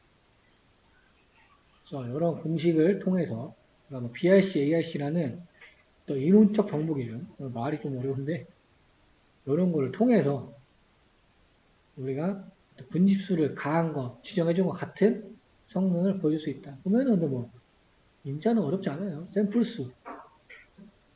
샘플수에다가 파라미터 곱하고, 앞에는 이 로그의 최대값 빼준 거. 베이지안을 우리 보였죠? 계속 가면서 성능을 좋게 만들기 위해서 한 번 수행하고 최적을 찾아가는 과정. 이게 이제 베이지안이었죠. 알고리즘이. 그 다음에 뭐 아케이크 포메이션 패턴. 그래서 2의 파이프 파라미터를 곱한 다음에 2 로그 L 최대값 곱해서 빼주는 거. 이런 척도들을 추가할 수가 있다. 그래서 또 마찬가지로 일부 지점이 있네요. 그래서 얘는 아까 여기가 우리가 관성이었으면 얘는 여기에 정보 조건이 들어가고 그러니까 대체할 수 있는 어떤 값이 되겠죠. 그래서 꺾이는 지점이 여기 엘보 지점이 최고기니까 요거를 우리가 최적의 어떤 분집수라고 추론할 수 있다. 비슷하게 보시면 되겠죠. 이제 또 혼합 모델이 있어요. 베이즈, 가우스 혼합 모델. 항상 뭐가 나오고 둘 믹스한 게 항상 나와요. 베이즈, 가우스 믹서는 최적으로 찾아준다. 분집수를 자동으로 찾아준다. 단, 최적의 분집수보다 큰 수를 전달해야 한다. 즉, 분집수의 최소한 정보를 알고 있다고 가정. 이게 자동으로 찾아준다는 의미가 맞나요, 이게? 그쵸? 애매하죠. 데이터의 특성을 좀 잘 알고 있어야 쓸 수 있다는 얘기 같죠?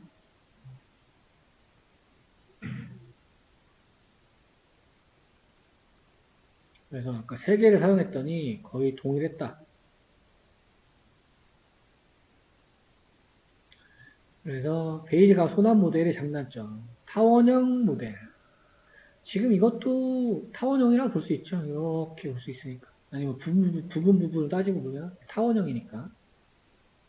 이런 모양에 잘 작동을 한다.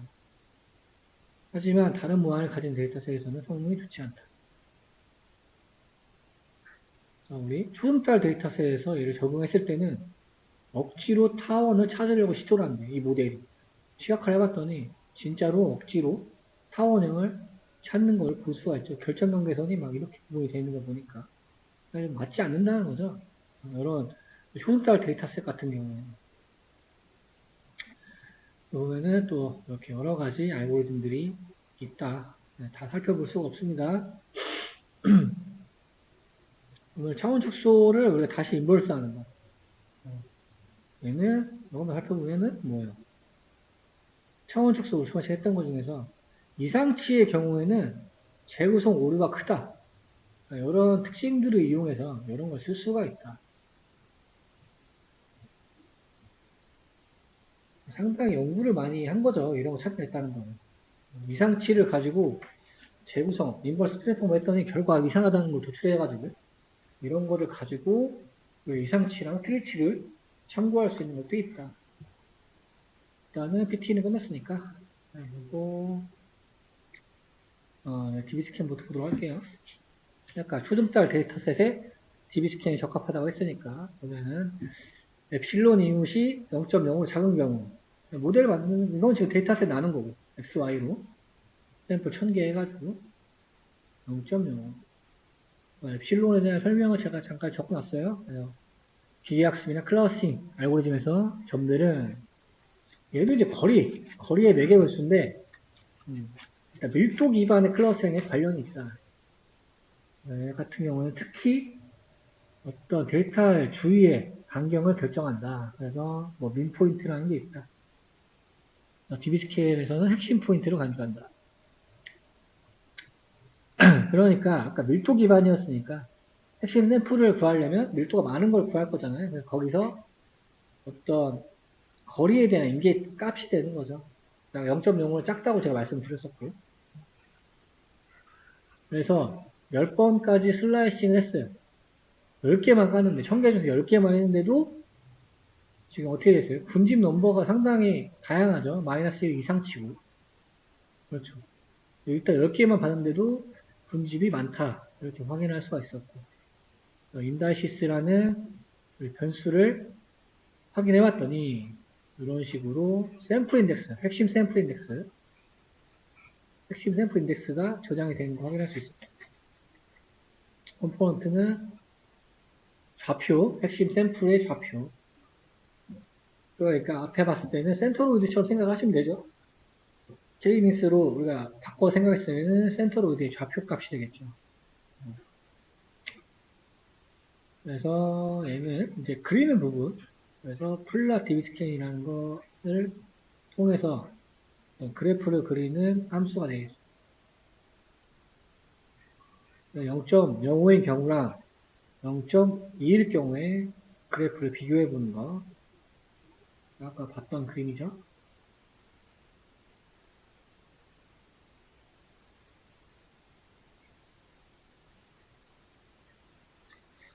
그래서 아까 DB 스캔에는 프로젝트 메소드가 없다고 했어요. 그렇기 때문에 얘는 아까 K 최근적 분류기랑 같이 사용을 했었다. 보면은 이렇게 K 최근적 분류기랑 해서 사용한 한 부분이에요. 그 다음에 어떤 특정, 그냥 이미 데이터셋을 예측한 거죠. 여기에 있는 거. 얘를 했더니 이렇게 군집이 1010이라고 나옵니다. 1010. 그 다음에 속할 확률 82%가 나왔으니까 걔가 이제 맞다고 생각을 하는 거예요. 그렇죠? 얘도 88% 나왔으니까 0번이 맞다고 생각을 하는 거죠. 이렇게도 확인할 수 있겠다. 그 다음에 이제 군집의 결정 관계를 보여주는 로직. 그래서 플라 디시전 바운더리스 사용하면 결정 관계를 확인할 수 있고 걔를 스캐터로 뿌리는 거.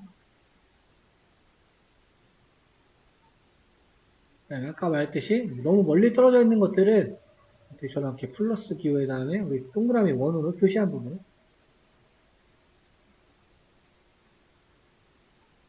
이웃을 하나 샘플 하나씩 선택해 가지고 걔를 분집으로 지정한 다음에 0.2보다 클 경우에는 마이너스 1로 이상치로 판단 그 다음에 이렇게 해서 그려봤더니 이렇게 나왔네요.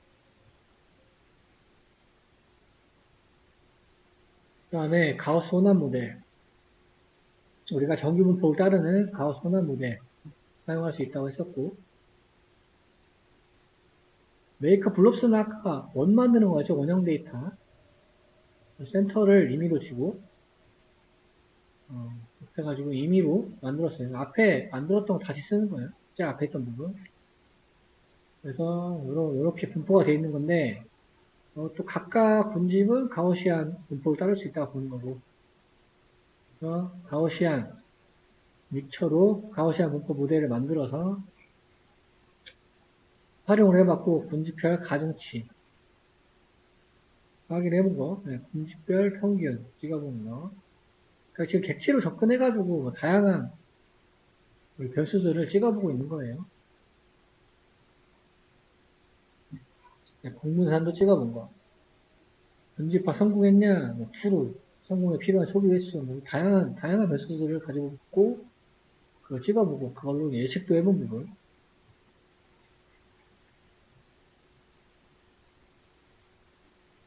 하드 군집화는 일단 거리만 보고 한 거고, 소프트 군집화는 아까 거리랑 확률까지 계산을 해서 찍어보는 부분.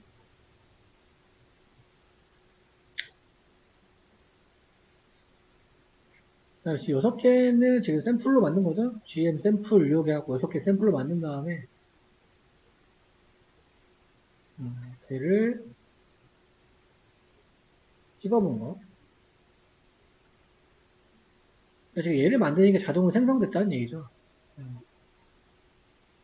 자, 임의로 값을 만들었는데 걔에 대한 어떤 분집 인덱스까지 자동으로 동작해서 만들어준다. 이 얘기를 하고 있는 거고. 그 다음에 코어 샘플. 그래서 확률 밀도 함수를 로그 값으로 측정한다. 그래서 이런 식으로 확률 밀도를 로그 값으로 측정할 수도 있다. 코어 샘플이라는 함수를 이용해서. 밑에는 아까 봤던 그림 그렸던 부분. 그 다음에 아까 규제를 걸 수 있다고 했어요. 그래서 공분사에 따라서 풀, 타입, 스페리컬, 다이아그 뭐 간단히 설명을 보면 풀은 뭐 제한 없다. 스페리컬을 분지 원형이라 가정하는 옵션. 다이아그는 어떤 타원형도 가능하다. 타원의 축이 좌표 축에 평행하다 가정. 그러니까 이게 제일 좋았던 것 같은데 맞죠? 타입. 모든 분지의 동일 모양, 동일 크기, 동일 방향을 갖는 타원형이라고 가정. 근데 지금 보면은 그렇죠. 잘 모르겠네요. 원형은 일단 아니니까. 그렇죠. 일단 원형은 아닌 것 같고 스페리컬을 쓰면 안 될 것 같고 나머지 3개 타원의 축이 좌표축과 평행하다고 가정한다고 보니까 이것도 안 되겠죠. 다이아그는 평행하지 않으니까 좌표축하고 지금 얘는 풀이나 타이어 그러니까 이론하고 시각한 거랑 얼추 맞는 것 같아요. 이런 기법들을 더해서 우리가 튜닝을 할 수 있었다. 공문사안을 튜닝을 해가지고 그래서 이렇게 튜닝하는 부분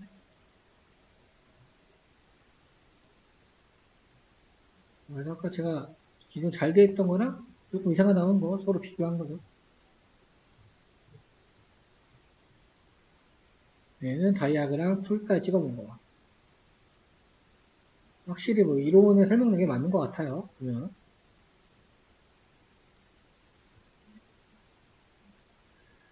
그 다음에 얘는 확률 밀도가 2% 이하인 것만 추려가지고 이상치로 처리한다. 그러면 확률 밀도 2% 이하인 거, 여기 지금 2 줬죠? 2, 데시티. 이하인 거 따로 어놀미스라고 만들어가지고 얘네를 어떻게 별표로 표기한 다음에 보여준 부분. 그 다음에 최적 군집수를 지정하는 부분. 아까 AIC와 BIC를 구해서 최적 군집수를 구할 수 있다고 했어요. 근데 일단 처음에 주는 디폴트 값이 더 커야 된다고 했었죠. 작으면 뭐 잘 작동이 안 한다는 그런 내용이 있었고. 그래서 이렇게 엘보 구간을 그릴 수 있었고, 그래프를 보는 방법은 우리 KMS랑 똑같이 보면 된다. 여기가 아까 관성. 그런 식으로 똑같이 돼 있어요. 그래서 얘는 지금 3 정도가 가장 좋다. 이렇게 구할 수 있었고. 그 다음에 혼합 모델, 아까 나왔던 거. 마지막에 나왔던 부분이죠.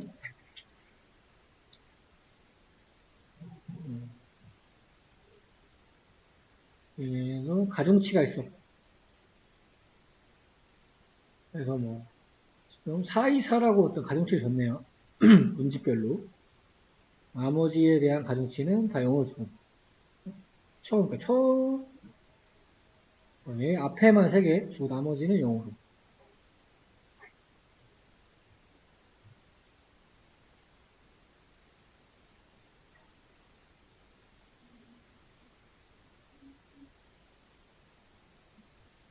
장단점 한번 다시 더 리마인드 해보면 타원형으로 이루어진 곳에 잘 작동한다. 다른 데이터셋 모양에는 성능이 좋지 않다.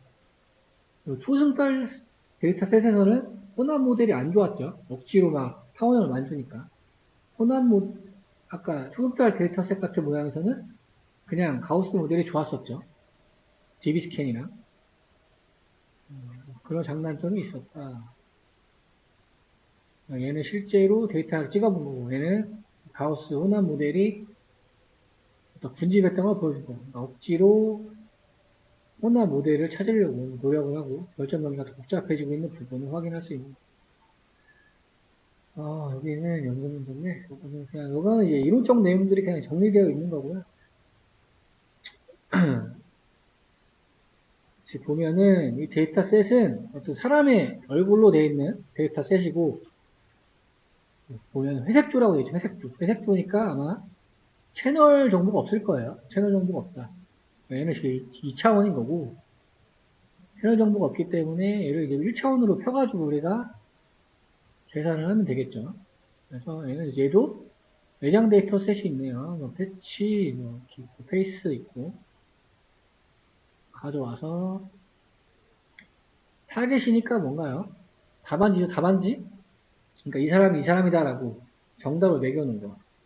내장 데이터셋은 보통 이런 식으로 구분이 돼 있었어요. 변수가 데이터는 데이터였고 타겟은 답안지였어요.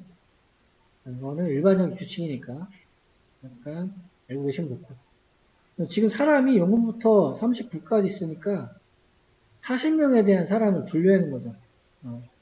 사람 얼굴이 들어있대요. 그래서 얘를 이게 뭐예요 지금? 스플릿을 했어요. 근데 여기 보니까 이게 스테라피파이드 셔플 스플릿은 얘는 그냥 자동적으로 좀 균등하게 분할해주는 옵션이에요. 그래서 얘를 보통 옵션으로 줬었는데 얘는 굳이 이 라이브러리를 사용을 했어요. 여기에서 나중에 옵션을 주는 거나 요 객체를 쓰는 거나 별 다를 건 없습니다. 어쨌든 균등하게 분류해준 옵션을 줬어요. 지금 뭐냐, 텍스트 사이즈를 40으로 줬네, 40.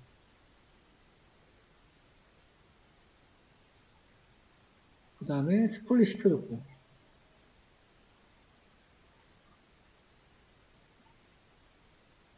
그래서 스플릿이라는 거 개수를 우리가 찍어봤더니, 개수는 안 찍고 지금 쉐이프만 찍었네요. 네, 형태를 찍어봤더니, 아까 우리 곱했으니까, 280은 뭐예요? 우리 칼럼이 될 거고, 4096. 얘가 이제 우리 픽셀이죠, 픽셀. 아까 28 곱하기 18이었으니까. 그렇죠. 얘는 지금 순서가 바뀌었죠. 이렇게 표현이 돼 있다는 거예요. 원래 내가 먼저 나와야 되는데 지금 데이터셋이 이렇게 돼 있는지 좀 특이한 형태로 나왔어요. 근데 뭐 중요한 건 아닌데 그래서 일부러 얘는 저번 시간에 했던 차원을 줄였네요. 일부러. 지금 보니까 우리 전에 전 시간에 0.95가 그것도 좋다고 했는데 0.95까지 줬어요. PCA를. 그래가지고 차원을 줄였어요. 줄였더니 차원수가 199. 그러니까 지금 주성분이 199라는 얘기죠. 주성분. 왜냐하면 이제 PCA가 주성분 분석을 하는 객체였으니까. 그래서 K-미스를 가져와가지고 범위를 5에서 150까지 5스텝으로 준 다음에 폼을 통해서 돌려봤어요.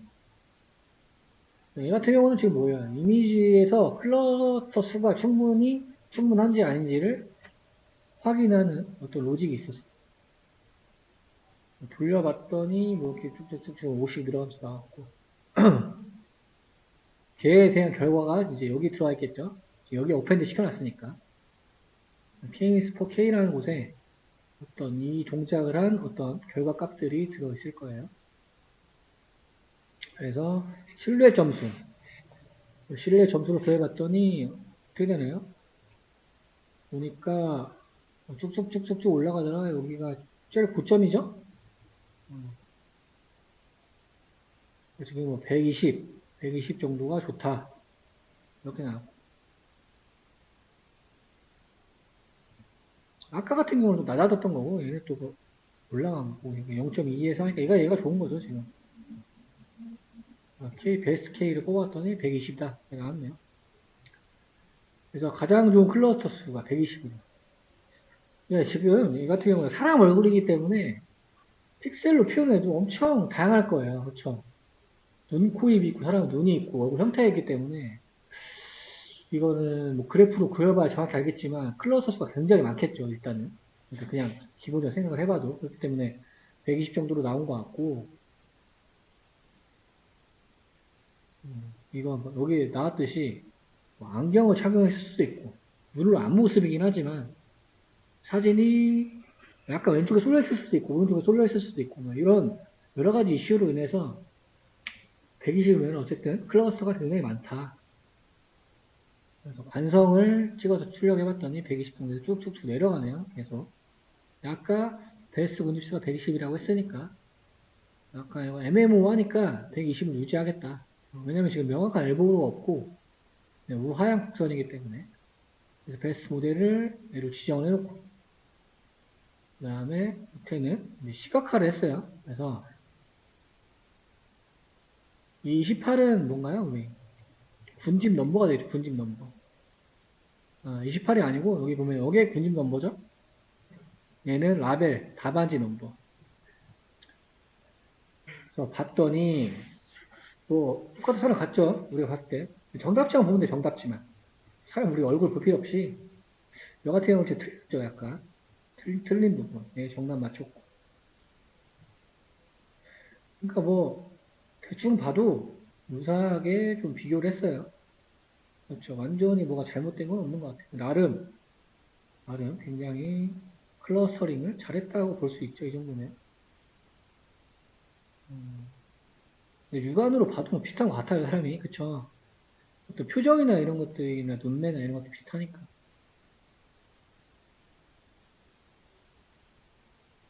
그렇죠. 우리가 확인 한번 해본 거. 어차피 이분들은 다 초상권이 허용되어 있는 분들이기 때문에 데이터셋으로 제공되는 분들이기 때문에 본다고 상관없습니다.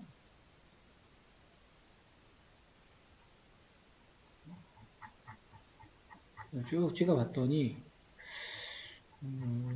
디테일하게 분석은 안 해봤지만 굉장히 나름 잘 분류를 해놓은 것 같아요. 아니, 잘 클러스터링 했다고 하는 게 정확한 표현이겠죠. 우리 지금 분류하고 있는 게 아니니까. 그래서 여기를 보면 일단 2개 이상 포함이 돼 있대. 하나 이상 침입자가 있다는 건 다른 게 껴있다는 얘기고, 그렇죠. 아니면은 다른 그림 하나만 있대요. 다른 그림 하나. 하나를 같은 사람인데도 하나를 그냥 따롭게 클러스터링 했다는 얘기고. 그래서 이러한 방식으로 이미지를 클러스터링 하는 거는 어떻게 보면은 부정확할 수도 있다. 그런데 우리가 새 데이터 세트에 이미지 라벨링을 할 때는 엄청 유용할 수 있다. 그러니까 우리가 답안지를 지정을 해준다는 거예요. 답안지를 만들 때는 이렇게 해놓고 하면은 뭔가 더 효율적이다. 그렇죠? 일반적으로 라벨링이 훨씬 빨라진다. 근데 라벨링은 이게 노동 집약적인 작업이에요. 되게. 네. 그래서 지금 보니까 이제 분류기, 우리 랜덤 프로세스 가져와서 분류기를 돌려봤어요. 분류기를 돌려봤더니 클러스링 안 하고, 그렇죠? 그냥 분류기를 해봤더니 0.92, 뭐 나쁘지 않죠?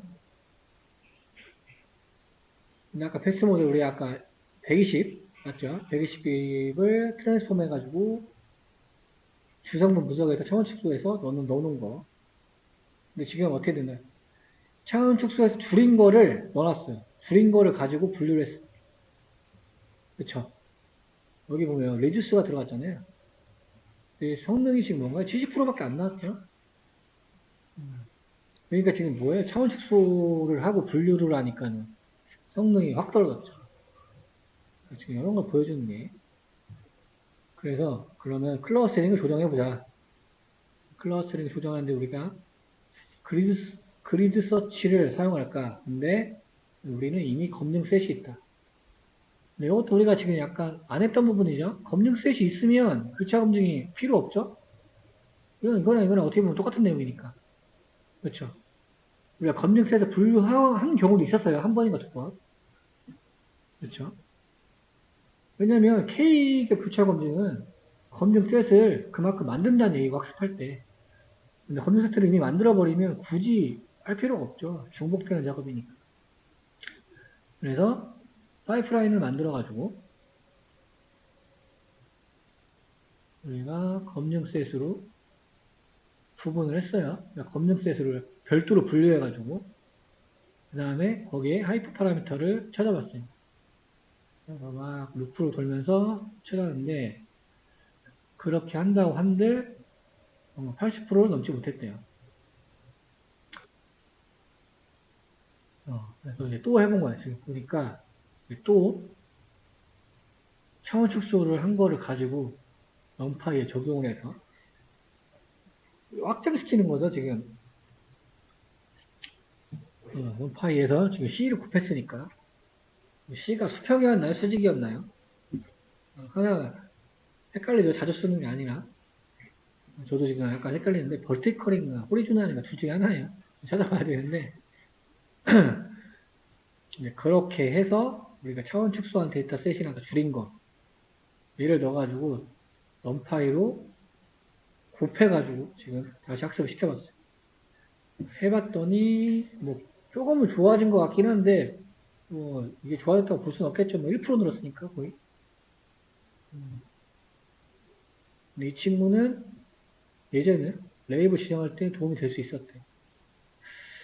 그러니까 제 생각에는 이거는 이 사람들이 데이터셋을 만든 사람들인 것 같아요. 그러니까 되게 데이터셋 만들 때 답안지 만들면서 고생을 많이 했나 봐요.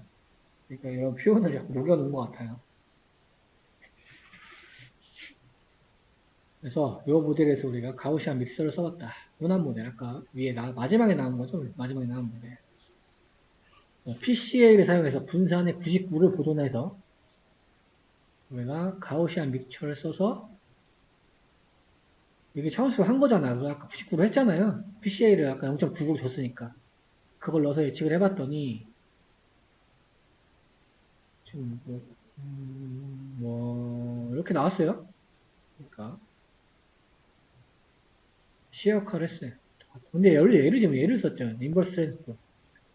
인버스 트랜스폼은 아까 뭐였어요? 이상치가 있는 거를 어떻게 탐지할 수 있는 어떤 PC에 있는 메소드였어요. 메소드. 몇 가지를 지금 제너레이트란 거는 제너레이트 20개를 생성한 다음에 얘네를 제너레이트 한 걸 여기에 담았어. 그래서 제너레이트 한 걸 가지고 우리가 답안지를 해서 시역을 해봤더니 이런 식으로 나왔다. 근데 지금 이 사람이 같은가? 잘 모르겠죠? 아무튼 얘는 지금 이렇게 추론을 했다는 거예요. 그래서 잘 모르겠으니까 일부러 노이즈를 지금 줬어요. 뭐 회전도 시키고 이미지를 뒤집기도 하고 어둡게 하고 이런 식으로 시뮬레이션을 위해서 모델이 이상한지 안 이상한지를 한번 검사를 해본 거죠. 검사를 해봤더니 위에랑 비교해봐야 되겠죠. 9번이 30번.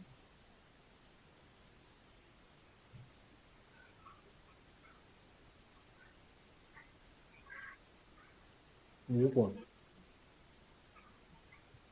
이거 이상한데? 이 사람 같은 사람 맞잖아요. 맞죠? 같은 사람 맞는 것 같고. 이 사람도 맞죠? 맞고, 이 사람도 맞고. 그러니까 이미지를 어떻게 뭐 회전시킨다든지 명암을 조절한다든지 했을 때도 비교적 잘 찾는 거를 확인할 수가 있었다. 그러니까 위에 단순히 한 모델만 비교했을 때.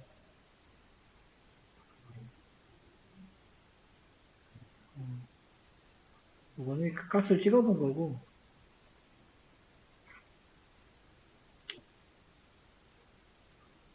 그래서 뭐 잘못된 거를 우리가 뽑아본 거죠.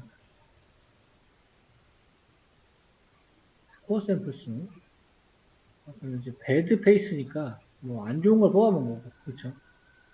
여기서는 앞에서 훈련해서 10개만 뽑아본 거.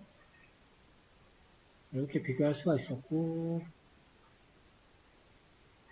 그 다음에 아까 우리가 이상탐지에 사용할 수 있다고 했었어요. 그래서 PCA를 인버스 하면은 찾아볼 수 있었고, 그거를 이제 써보는 과정.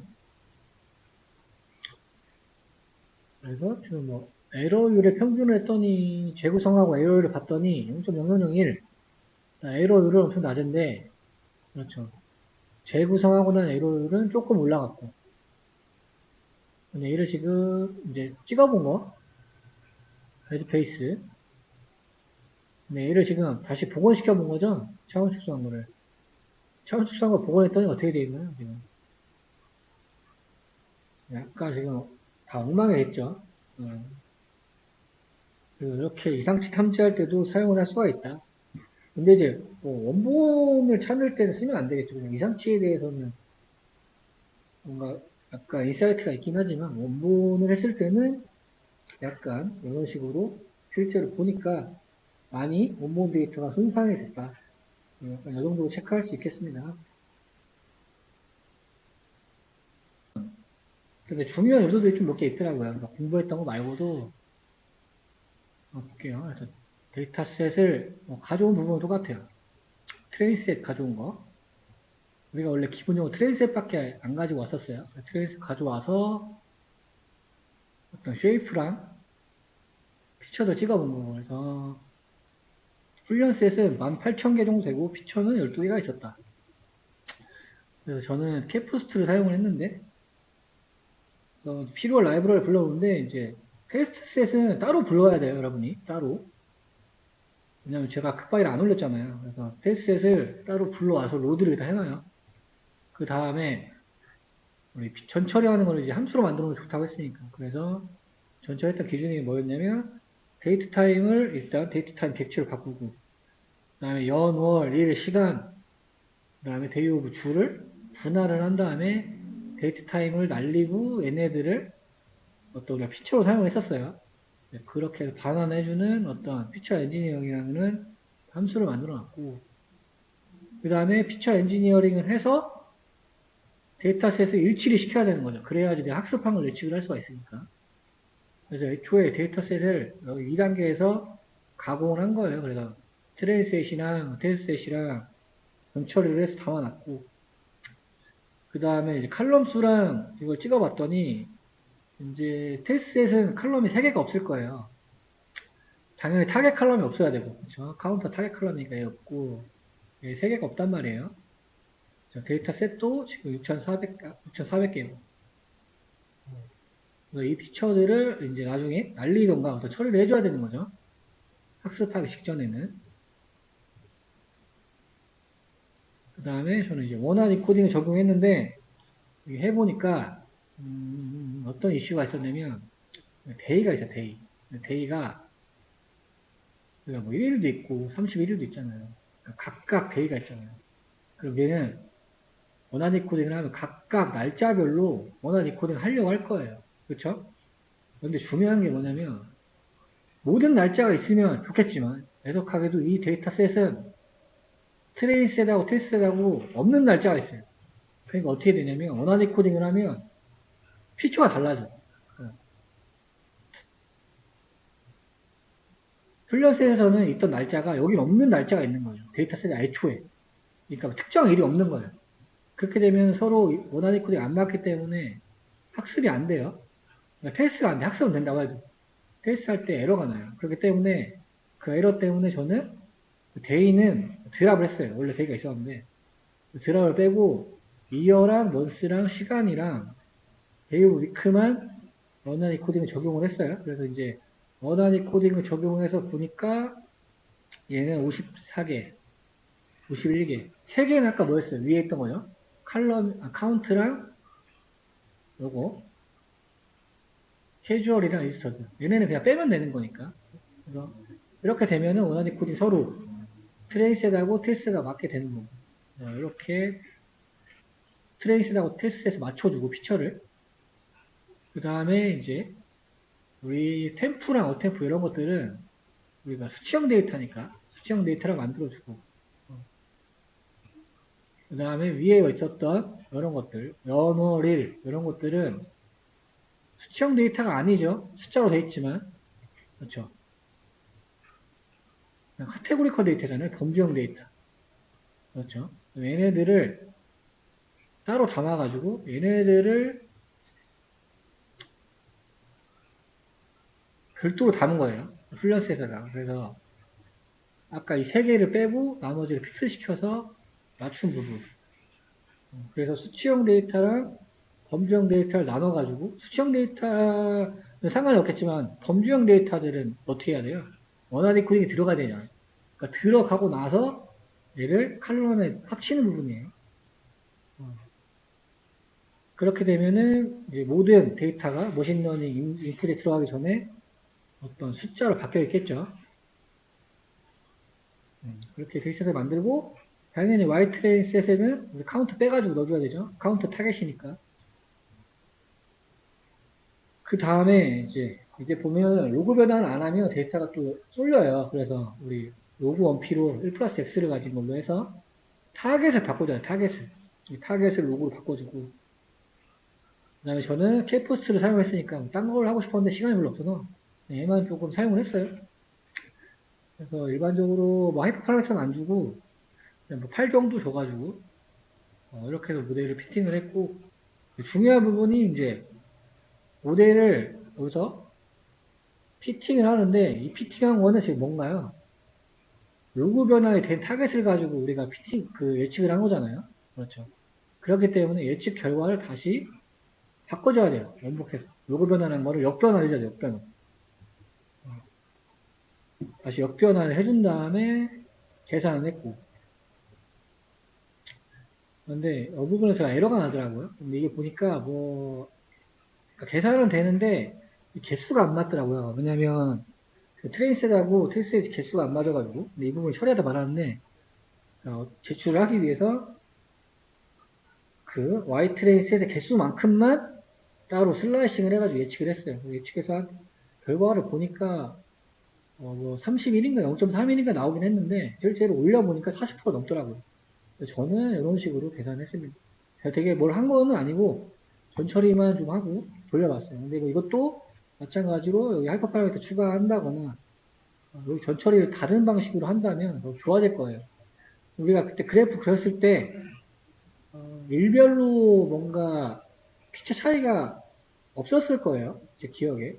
그렇죠. 그래서 뭐 주말하고 주간하고 별 차이가 없었다. 근데 출퇴근 시간에는 별 차이가 없었다. 그러니까 데이 피처가 중요한 건 아니었을 건데 그런 요소들도 날려서 하면 좋아요. 그래서 중요했던 거는 여기서 약간 중요한 이슈는 데이 같은 경우에는 원하는 코딩을 하니까 그런 결과가 나왔었다. 그러니까 이런 걸 고려해야 된다. 근데 이런 거는 우리가 데이터 셋을 만기를 확인할 수 없잖아요. 그렇죠. 그러니까 이런 걸 뽑아서 개수를 해서 카운트를 봐야 된다. 그러니까 약간 이런 디테일한 작업도 필요한 거예요. 저는 원하는 코딩을 할까 발견했는데 더 제대로 하려면은 각 피처마다 좀 탐색을 해줘야 돼요. 각 피처마다 널값이 몇 개인지, 그다음에 아니면 유니크를 찍어서 분포값이 몇 개인지 이런 거 확인해야 돼요. 보면은 아마 이것도 윈드 스피드 이런 게 널값이 되게 많을 거예요. 10% 이상일 거란 말이에요. 이런 것도 과학자의 어떤 컨셉에 맞게 튜닝 해주는 게 필요하다. 그래서 극한으로 가공을 하면 30%대까지는 충분히 가능할 것 같다. 저는 약간 이런 식으로 도출했어요. 시간이 좀 부족해가지고 여기까지 못했어요. 이건 RSM가 아니야. RMSL이가 아니고 이건 개수 찍은 거예요. 실제로 예측한 결과를 봤더니 올려봤더니 그렇게 나왔었다. 이렇게 한 겁니다. 네, 그래서 아까 하던 거 마저 해보면 좋을 것 같아요.